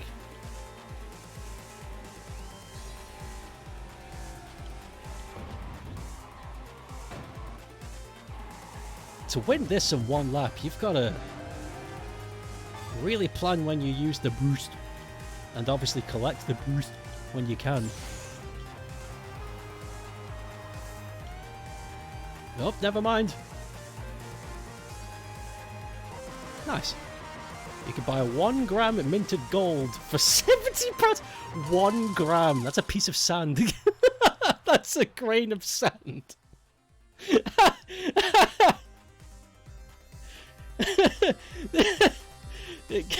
You order it and it comes to your door, and it comes in one of those test tube vials, and you can see it at the bottom.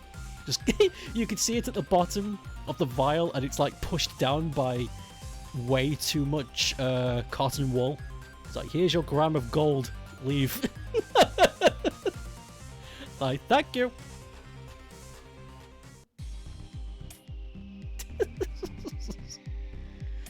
Still though, that little dust of gold is worth 70 quid, and it's always going to be worth 70 quid. Always.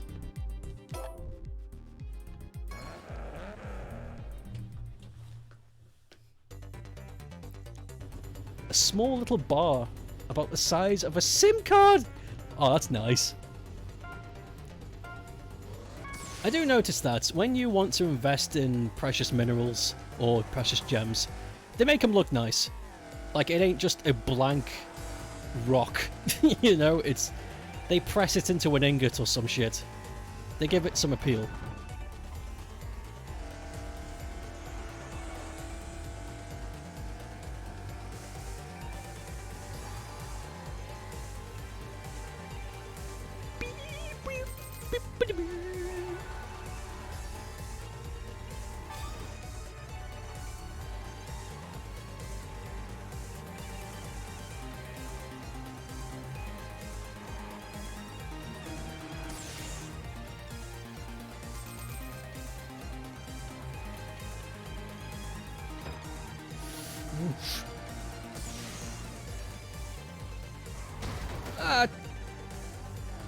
I'm stupid. Yeah, this isn't gonna... I don't see this going well, but I'll use my last boost when I need it. Maybe not even when I need it. Maybe just... when it's doable.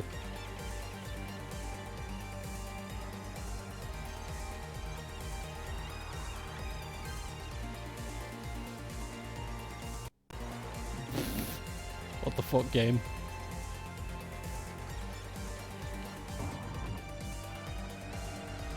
Okay, now!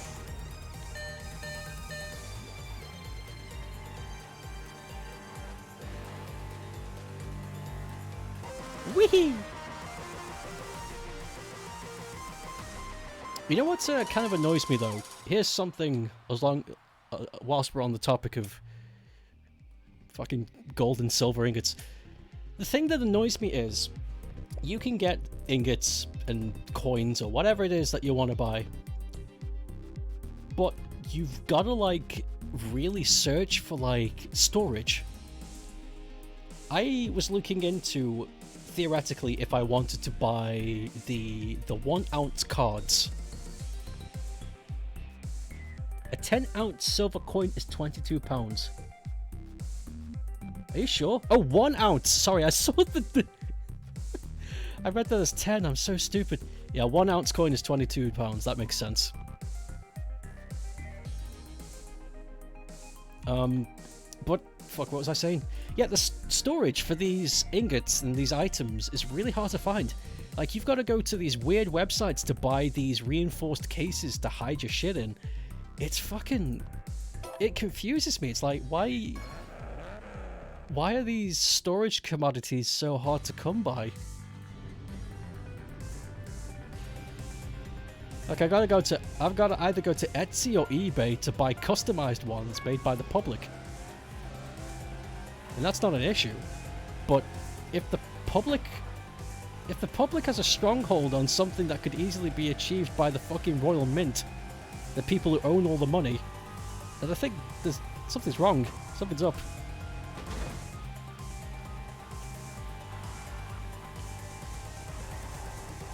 There's some questions that need answering.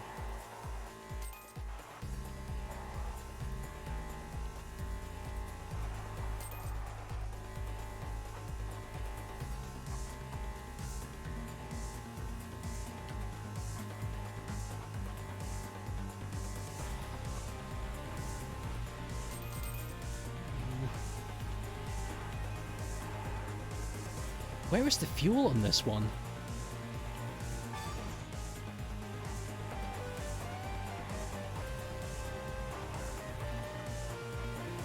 Oh, there it was. Okay.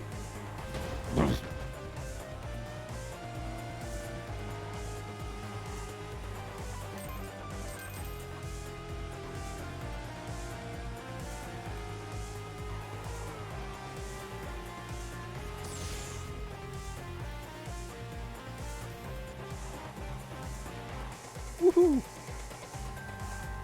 Speed is all you need, gamers.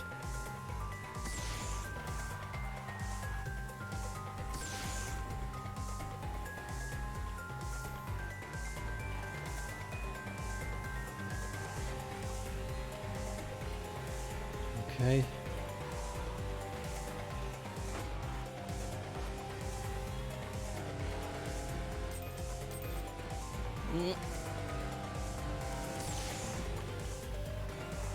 Yes, yes. Good, good, good.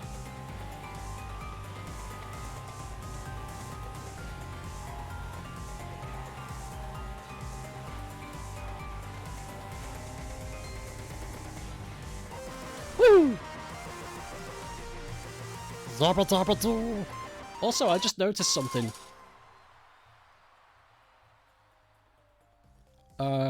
Yeah, I just noticed something. GW, your fucking subscriber badge is upgraded to silver.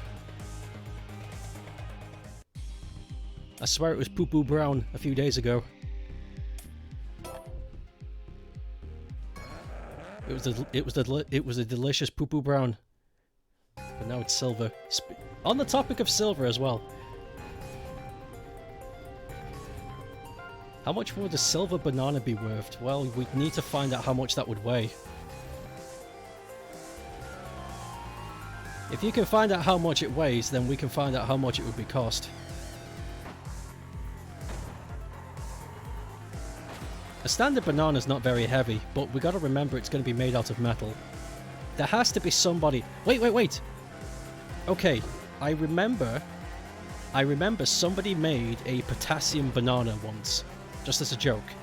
Like, they got potassium metal and made it into the shape of a banana. If we can track that down and find out how much that potassium banana weighs, it might give us a rough estimate on how much a silver banana would weigh. And then we can kind of make an educated guess at least at how much that would cost.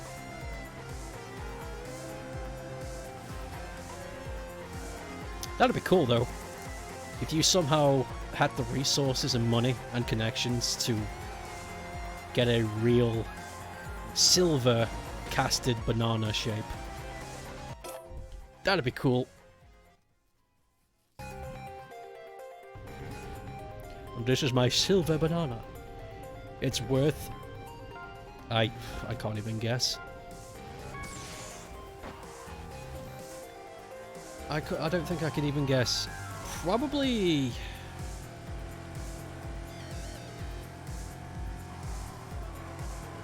maybe a kilogram? It's hard to say. It's hard to imagine too.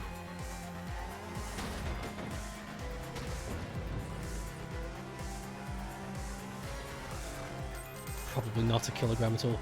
Maybe way less or way more, who knows. This race is hard. This race makes me want to punch face. Yes.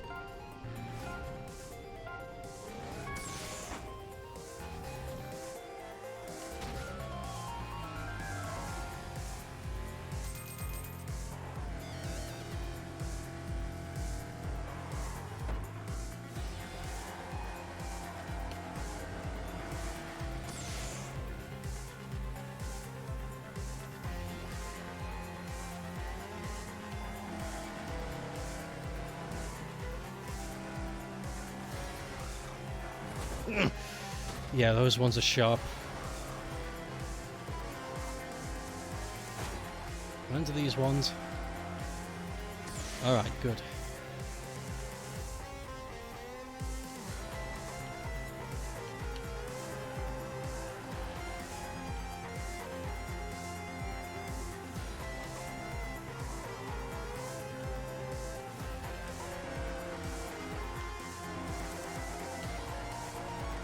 Yo!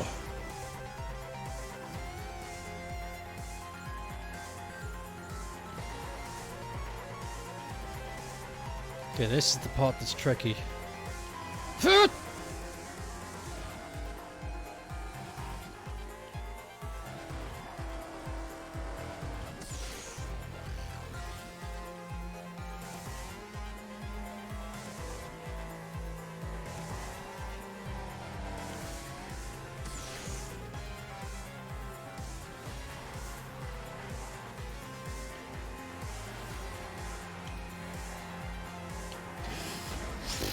I really need to pay attention.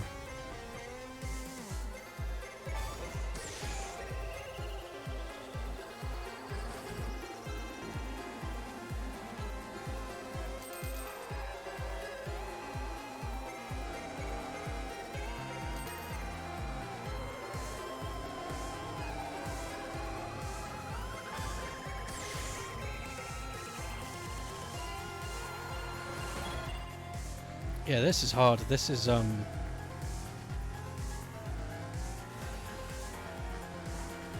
gonna need practice for this one. This is one of those ones where if you make any mistakes... you do the boo-boo dance. Hey, yo, boo-boo! How about them picketed baskets? We can't keep eating baskets, Yogi. We're bears! Processed meats, creams, salads, oh, not so much the salads, but the fucking weird shit they eat and can process. We can't process that, man. We need lean protein, berries, fucking mushrooms, dude. We can't keep eating these baskets. It's gonna kill us, man. You know, considering that was a kind of a shitty attempt, not bad. Go again. Get back in there.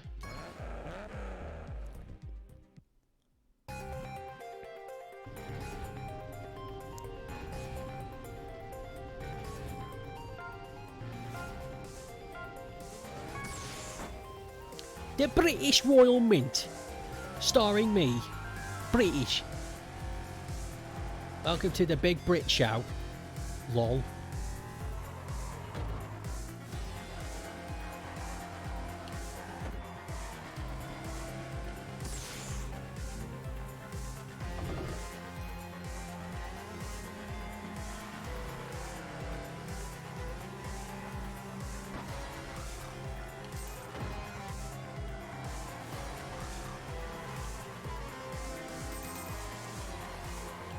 Oof. Alright, go again.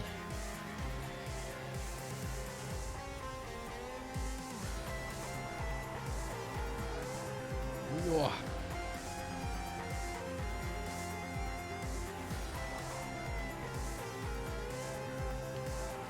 Left, right, and then an immediate left. Good.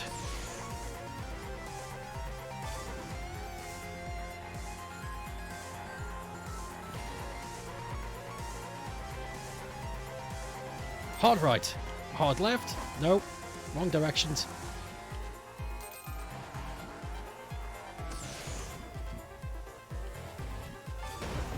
Shit. It's okay, it's only one mistake, as opposed to the many that I had before.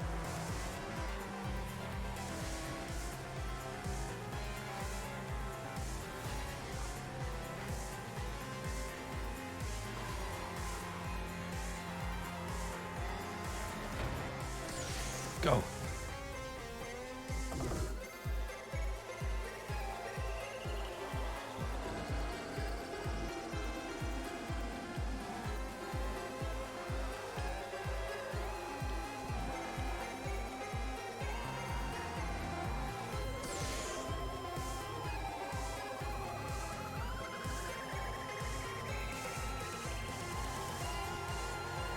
All right.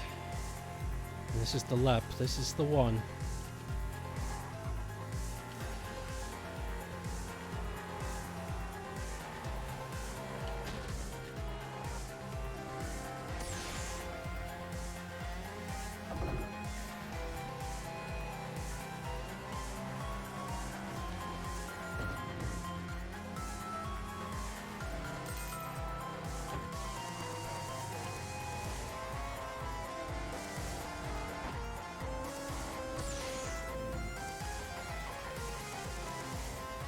Okay, we're first. Keep it.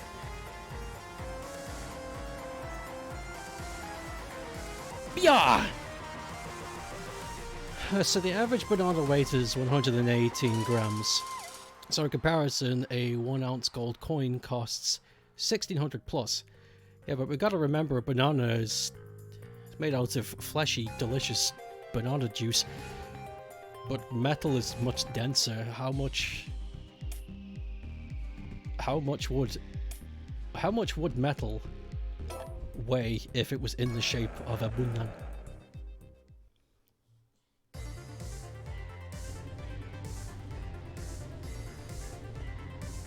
Also, gold is much denser.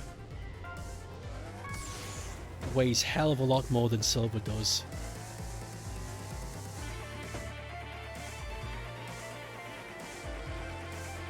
So the weight of a gold banana will be very different to the weight of a silver one.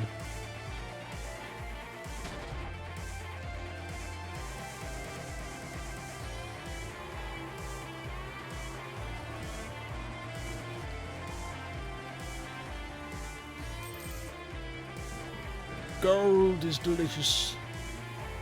But the public wasn't ready for it.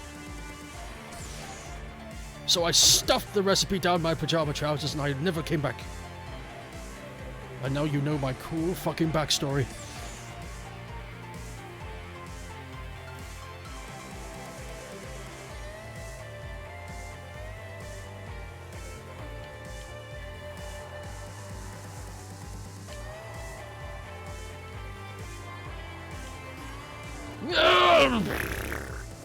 That one's horrible.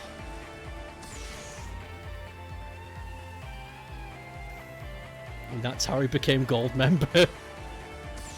Well, yeah. Now that you know his cool fucking backstory.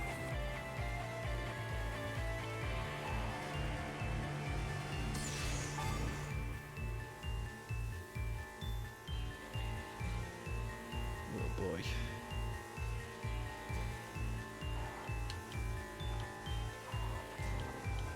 Shit!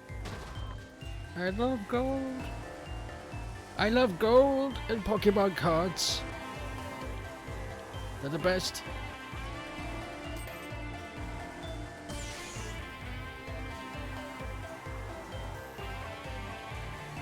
I love gold.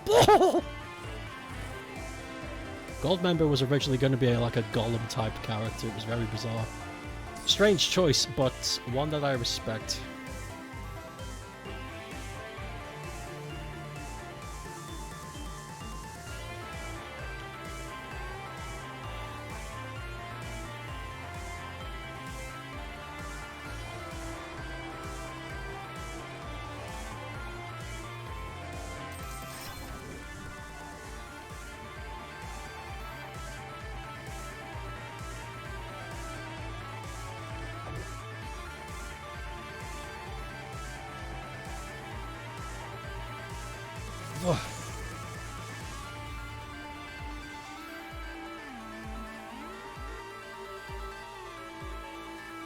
Okay, there he goes. You're the only one left to take over, though. Oh, now I'm low on juice.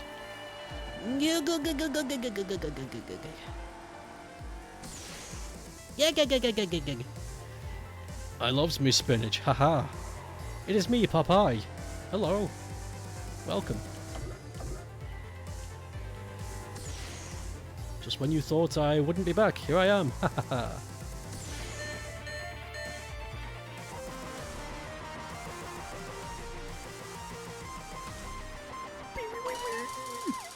Fuck. My throat. Ah, sick. We did it. Snazzy.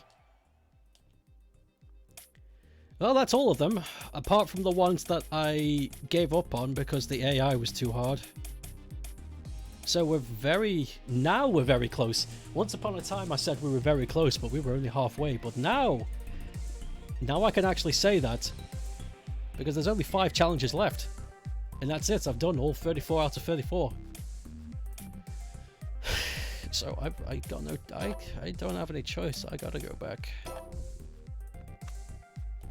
I gotta go back. I have seen people do these, but only just. Like, it is fucking close. So I'm gonna keep attempting. I'll attempt for the rest of the stream. I'll attempt to win these for the rest of the stream, and oh my god, this car feels like fucking dog shit. No wonder I wasn't able to do it. Holy shit, this is awful.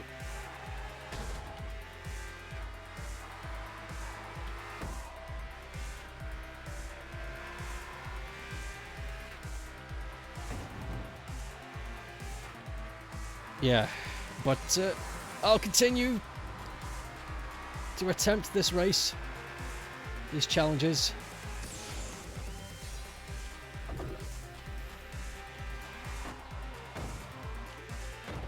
But I won't return to this until the patch comes out.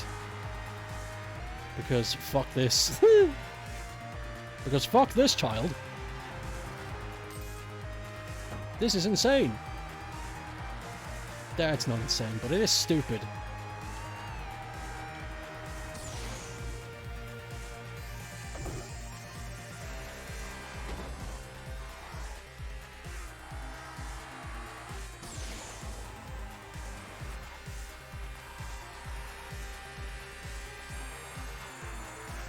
Yeah, I'm starting to remember this track. I'm starting to remember how much bullshit it is.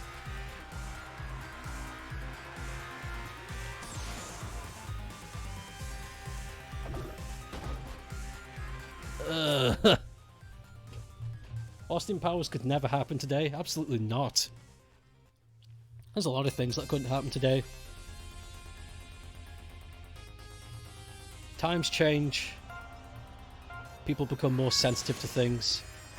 Corporations bow down to the common denominator because they own the most money.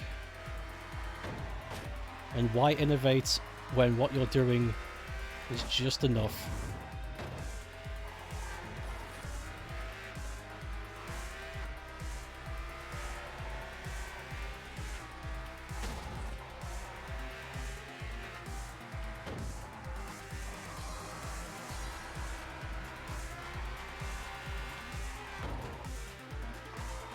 Oh, fuck this car. It feels like dog shit. Like, it is... Like, I just came off that other one, which felt really nice and it was fun to drive. This one is terrible. This one feels absolutely awful. Go back, quit race. I want to look at this thing's stats. This is awful. This is fucking abhorrent. Oh god, look at this thing. It's terrible. Handling is 3.3. Fuel and nitro was less than 5. The only thing it's got is acceleration. Awful. Terrible. No wonder I gave up on this. God damn.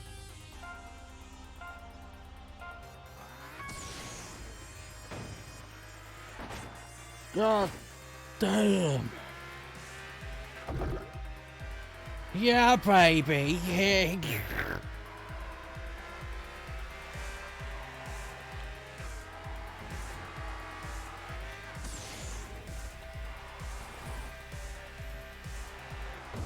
Did you know that Mike Myers is apparently really hard to work with on set? I don't know how true that is, but I can believe it.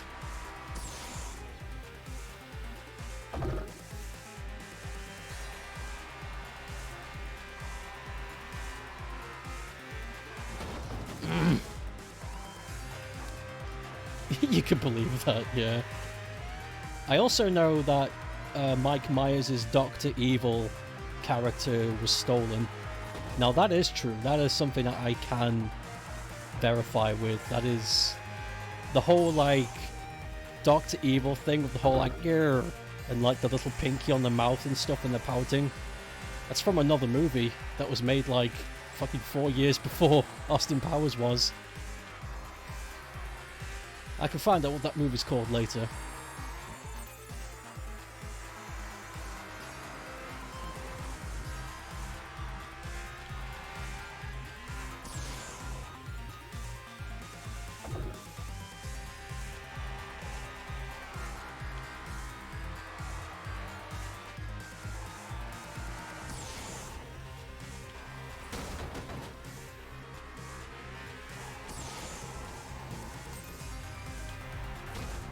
Nah, God. You know, I had a chance, but I couldn't. Cat in the Hat is a cinematic masterpiece. Is it?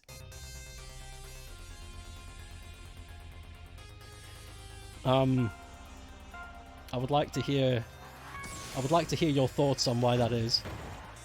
I don't hate Cat. I don't hate Cat in the Hat, but I'd like to hear what you have to say.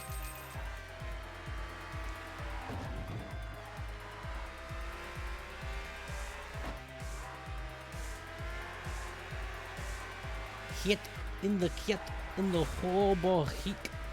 He's got a boot and a hombo squee. Hamba hamba hoo. Chocolate chocolate too. Imba hoomba scoomba hoo. I love you. And that's how Bart Simpson was made on day one of the Simpsons studio cast.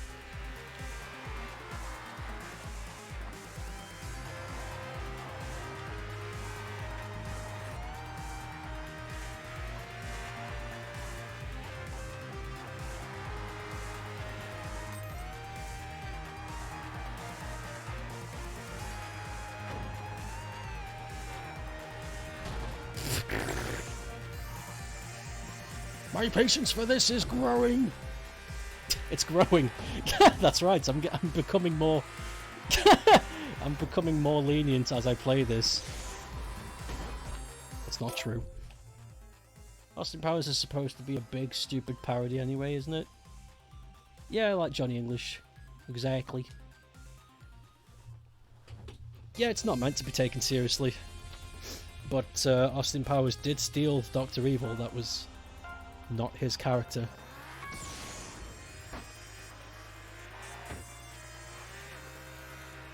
I often wonder what Shrek would have been like if Mike Myers had not voiced Shrek. Do you think it still would have been successful?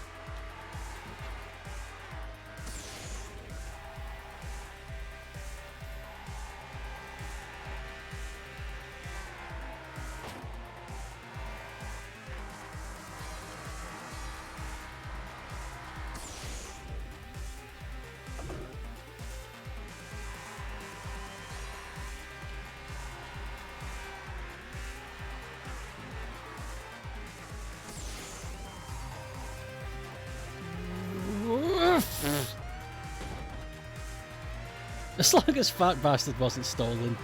As far as I know, I think Fat Bastard is a Mike Myers original.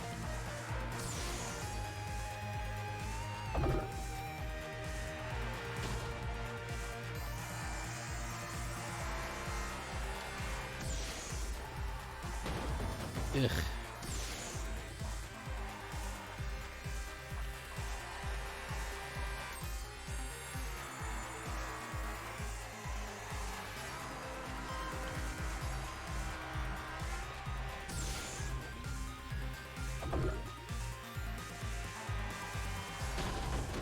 Too many mistakes. I've got to do this without fumbling my dumble.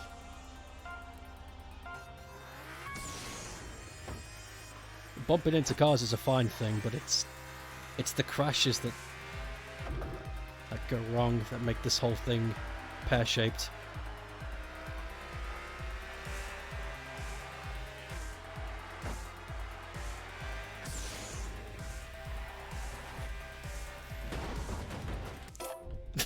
Shit! Slot! Splashes that, splashes that!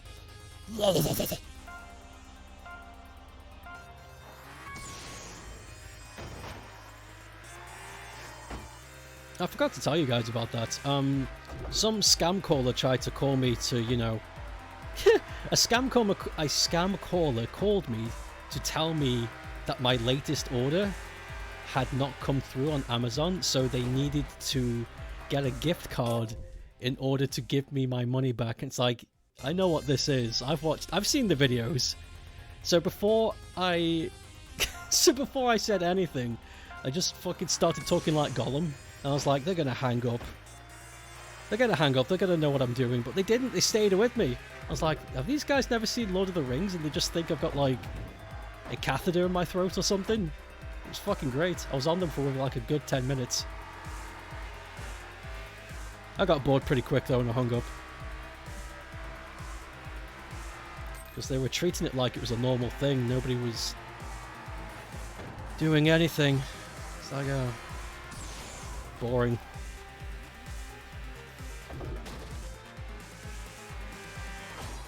It's like, oh yeah, we got golems all the time.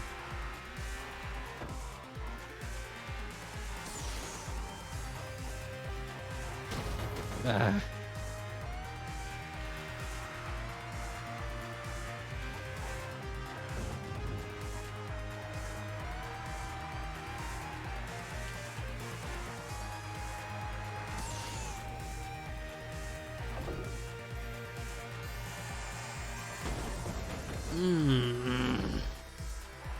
I hate this.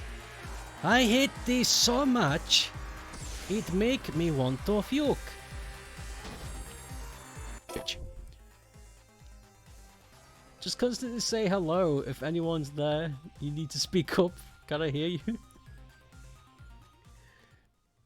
I remember I set up a... God, this was years ago. This is before I went to university, when cold calling was a lot more common. But I remember I set up this entire script for when one of them called me. I set up a really good fake alias and everything. It was fantastic. I led them towards a website that fuck, hold on, that was not... I led them towards an email site that I had prepped that automatically hyperlinks the website's URL to a site known for its malware. So, when they tried to use my email, the fake email, it most likely sent them there.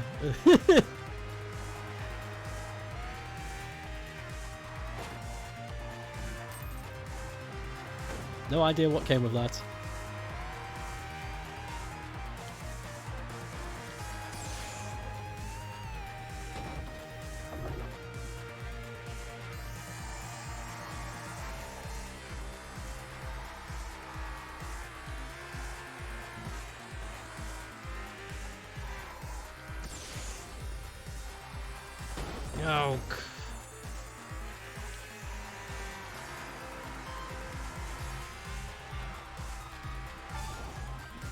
No.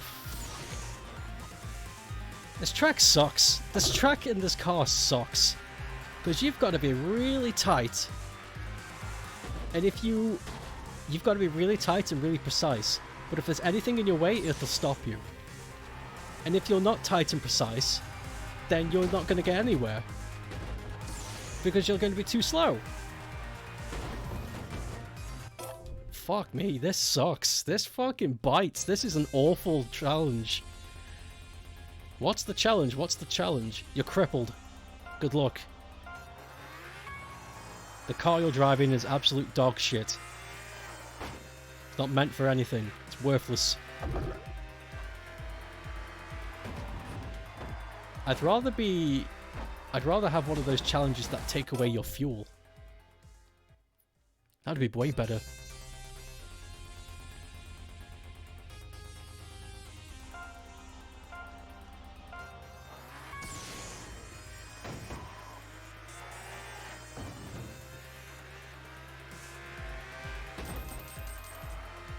This car fucking sucks. I hate the grey. I hate the grey. It's bad. It's a bad vehicle. It's a very bad vehicular.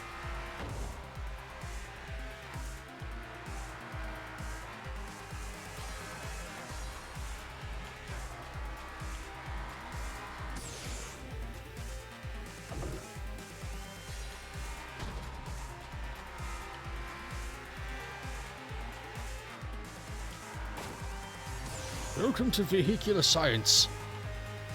You are the Pew Master, and I am your son.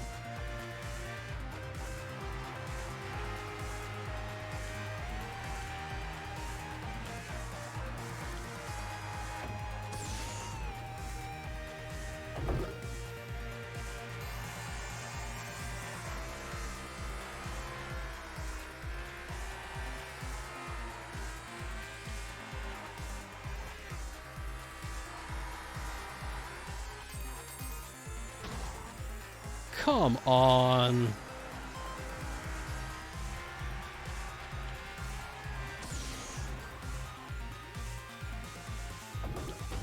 What the fuck, man?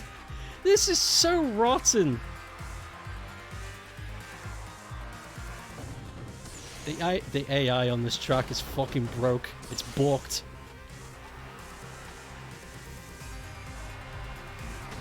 Apparently, fuck, I could.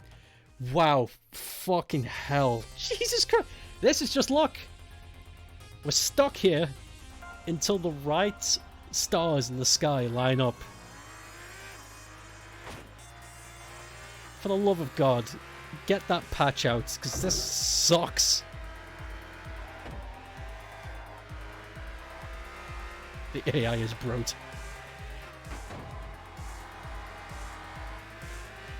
Come along, bot.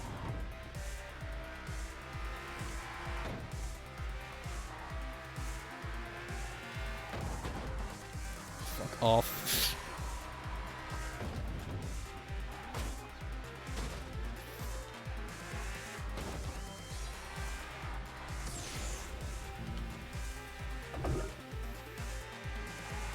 This is slimy. This feels deliberate.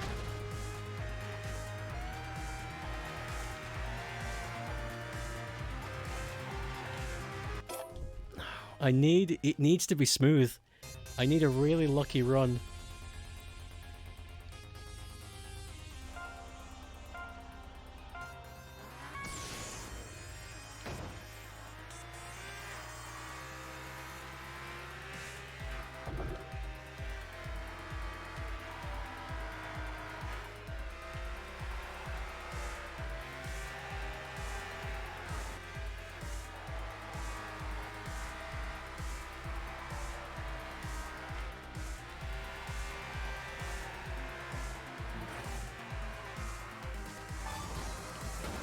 Oh God, that always happens.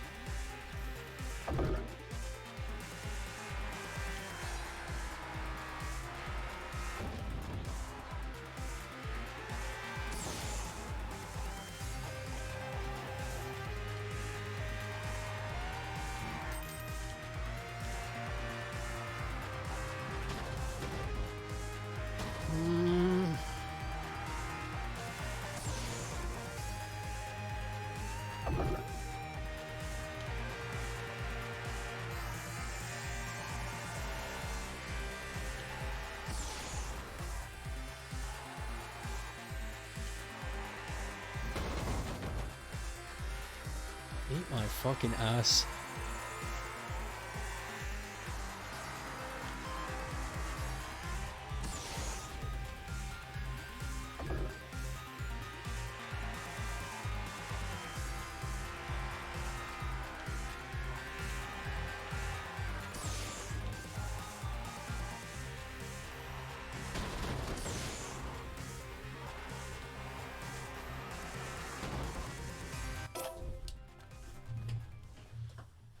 You get so little chance.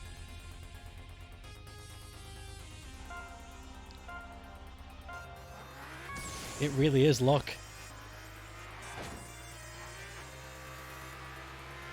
There's no strategy to this. You just gotta go and hope that nothing gets in your way. Because I would have won that if that one vehicle wasn't in my way and it slammed me into the side of the road. I lost all of my momentum. If that car was not there, that would have been a victory. There is no strategy on race 4. And you can't create a strategy either because the car is a piece of shit. It steers like hell and its top speed is terrible. So you can't take risks. Even when you're not taking risks, you slam into the side of things. Fucking hell. This is one hell of an oversight. Get that patch out.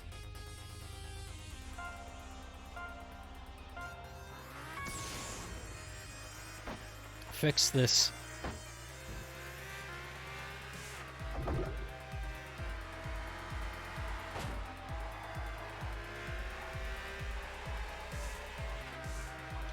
If I wanted a video game that treated me like real life, I'd go outside.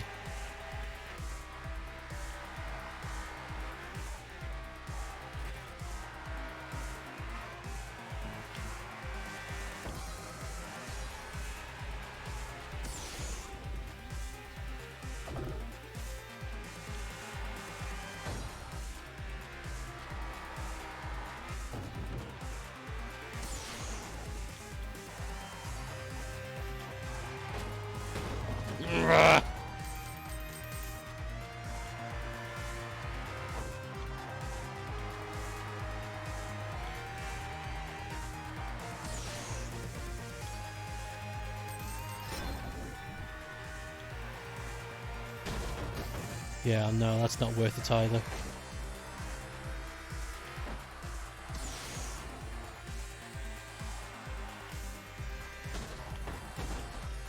Why?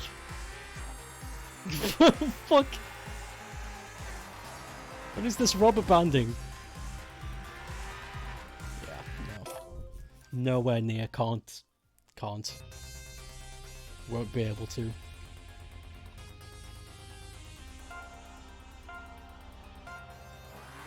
At least we won't see this game again for a while. I can stop playing it. Because I won't pick it up until the patch drops. So this is the last of Horizon Chase Turbo for a while. Which means I can probably start the week with a doodle stream tomorrow. Wait, tomorrow? No. Next Monday. Yeah, start the week with a doodle stream. I haven't had one in months.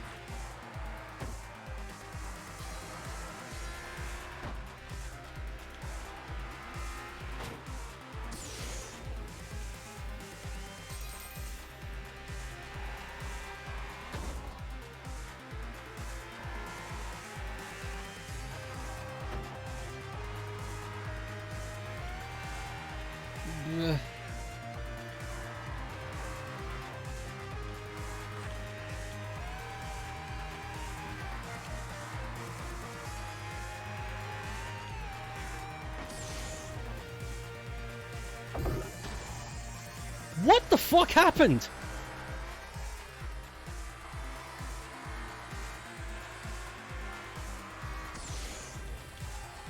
So vehicles in this game are able to do instant teleportation now. He was nowhere near me, and then he just sort of... What the fuck is wrong with this game?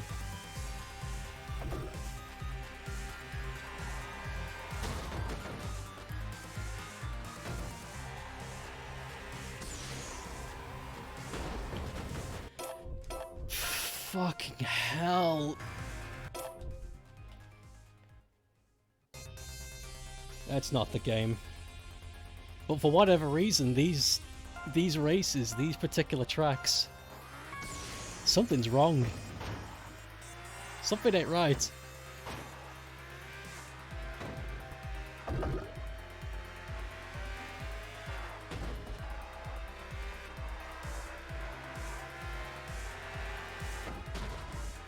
This is like when you tap on a pipe and you should hear like a ding, but instead you hear a oomph. It takes you a minute to realize what you just heard.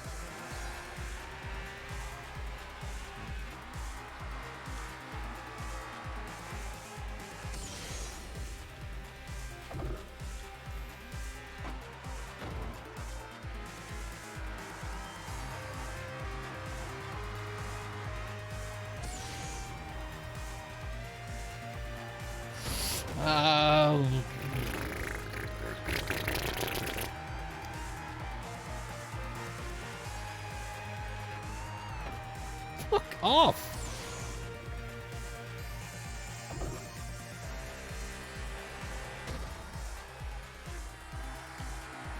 I'm feeling the same level of frustration as I did when I streamed Super Monkey Ball Banana Blitz HD when I tried to finish the fucking volcano stage.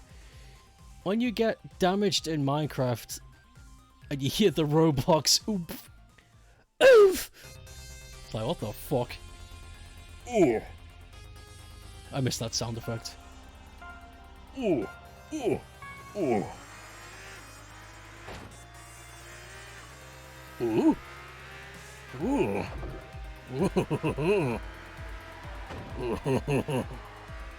Anyway, enough of that.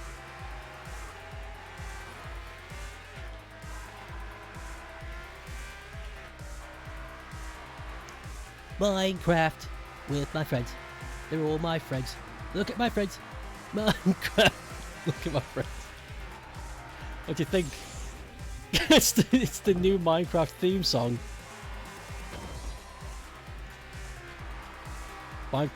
Microsoft have yet to write me back. It's only a matter of time, though.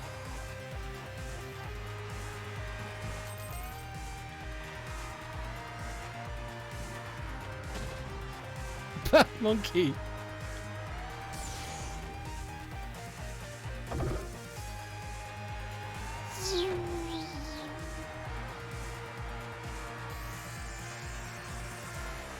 Mongoose.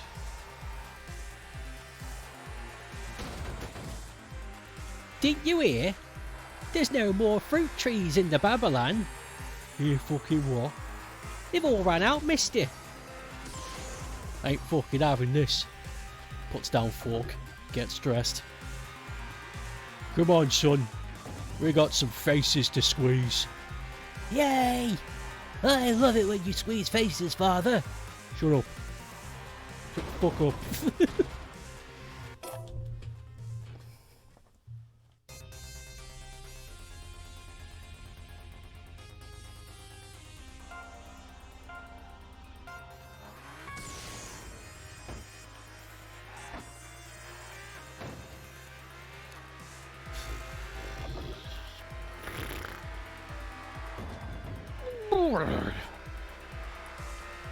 You know that gross ass swamp fart that a lot of streamers use?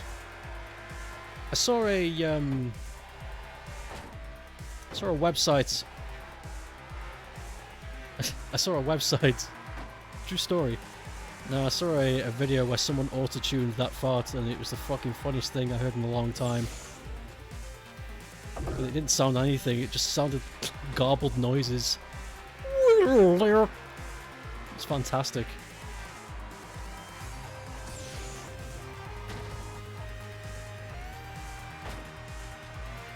So this is what aliens will sound like.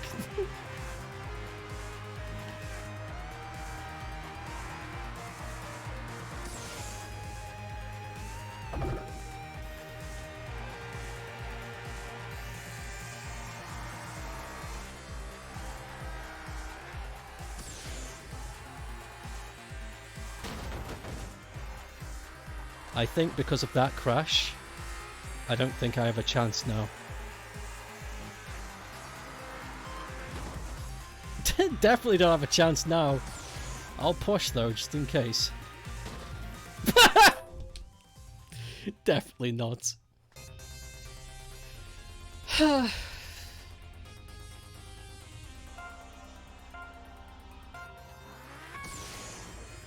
My ex-wife doesn't call me much anymore, and rightly so. Because, you know, ex-wife, there's a reason why we departed. Don't see why I have to explain this.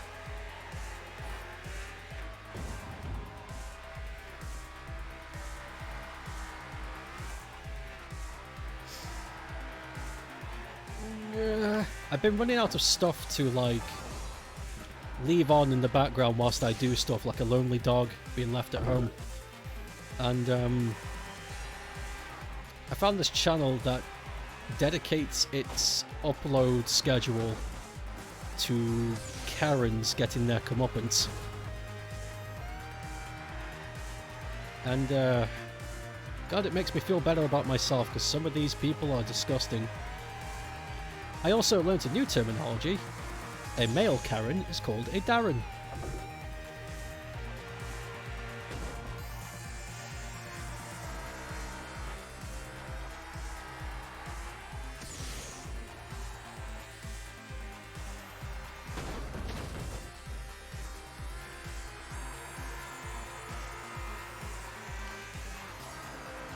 Ooh.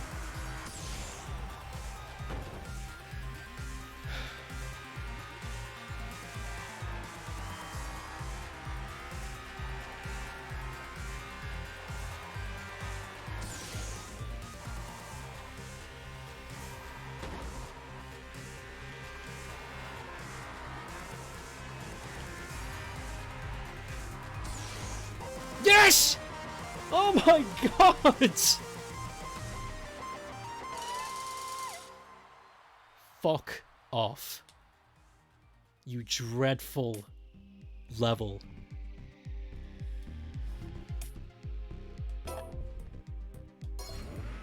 Keep going.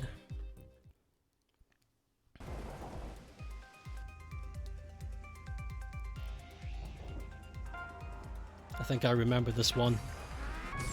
I also remember having a similar trouble of it just being luck related.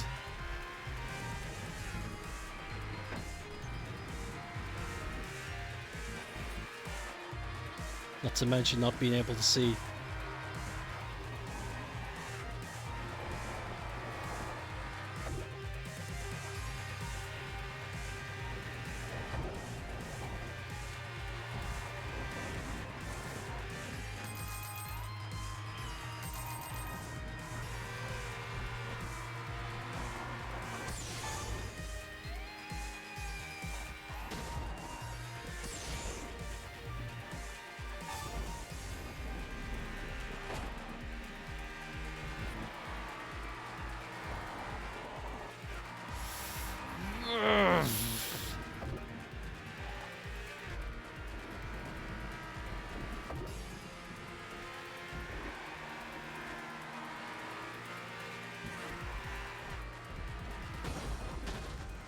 This is so...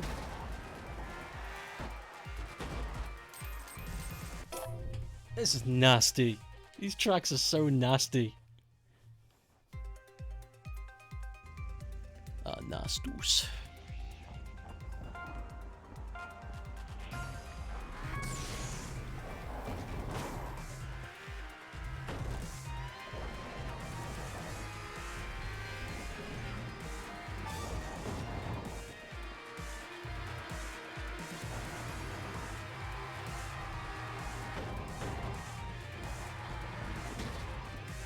Ugh, fuck. I feel so fed up with these fucking cheap tracks that I feel like I'm gonna be sick. Like I feel like something pushing up against my esophagus.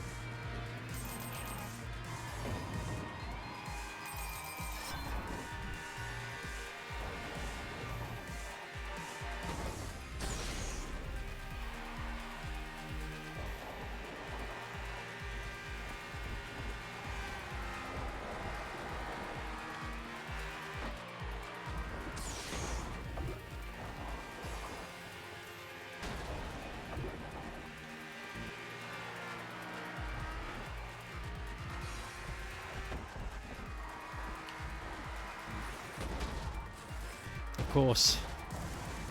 Look how far ahead that guy is. That is ridiculous. How am I supposed to catch up with that? Also, it looks busted. I'm not the only one seeing this, but it looks like the big blob, the big grey blob that shows how where the first place is. It looks like it's jittering. Like, there are some parts that look like it's not quite right, like something's off.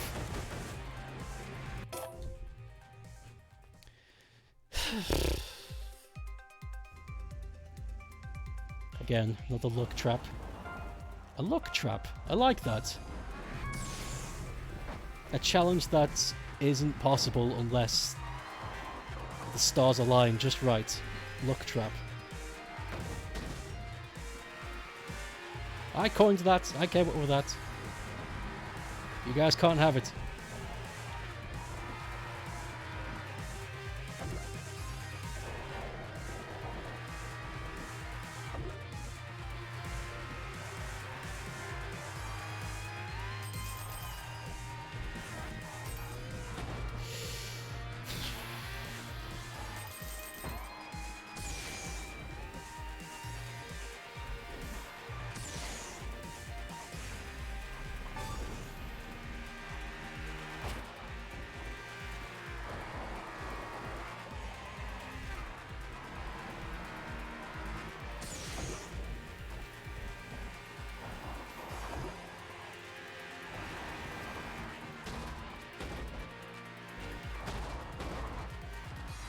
What is even the point? What is even the fucking point?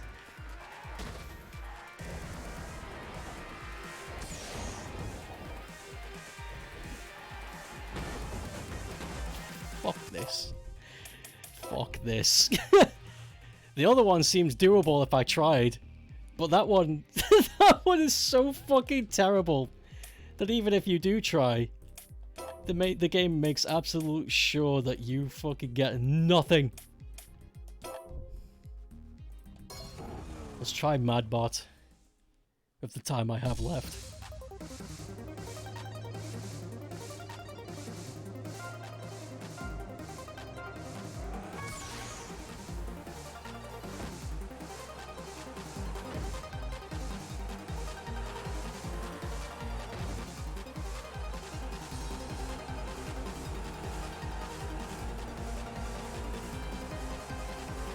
Oh, I remember this one, yeah.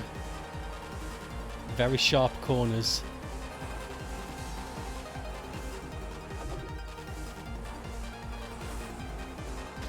Yes, yes, I remember now. This is...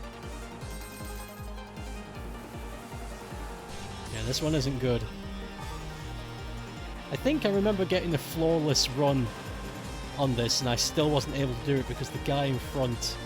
its AI is ridiculously overpowered, so it drives way faster than it's supposed to. I remember.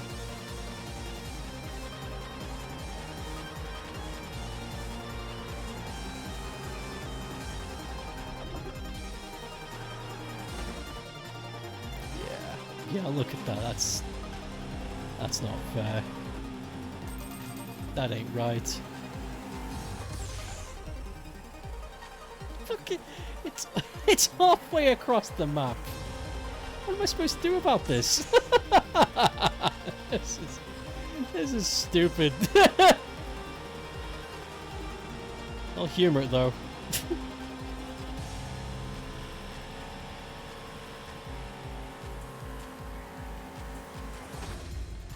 No, I won't. Get that fucking out. Get that out of here. Get the fuck out of here. Fuck no. Get the fuck out of here. Get out of here. What about the other ones? Haze. Why did I baby rage this one? Same problem? AI is nuts. Goes too fast. Can't catch up. Probably.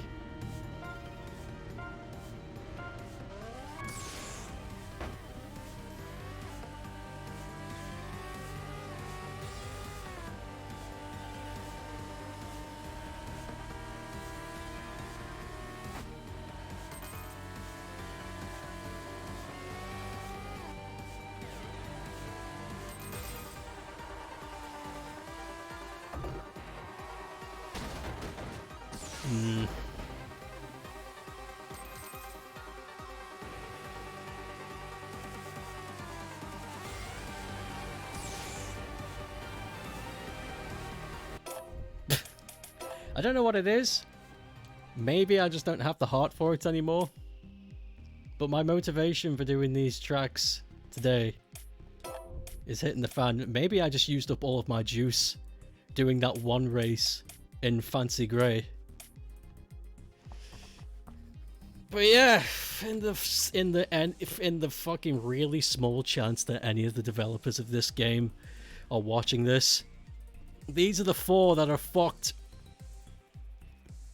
These are the 4 that are fucked, and you need to fix it, please. I know it's possible. I've seen YouTube videos of people doing it. But it's always by a whisker. You need to send the balance patch immediately. But whatever, I think we're done for today. I'm going to finish a bit early.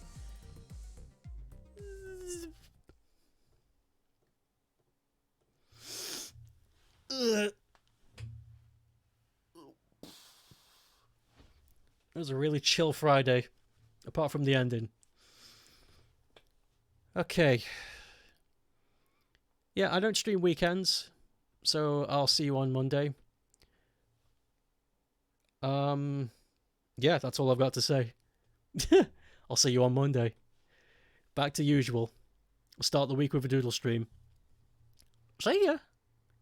Have a good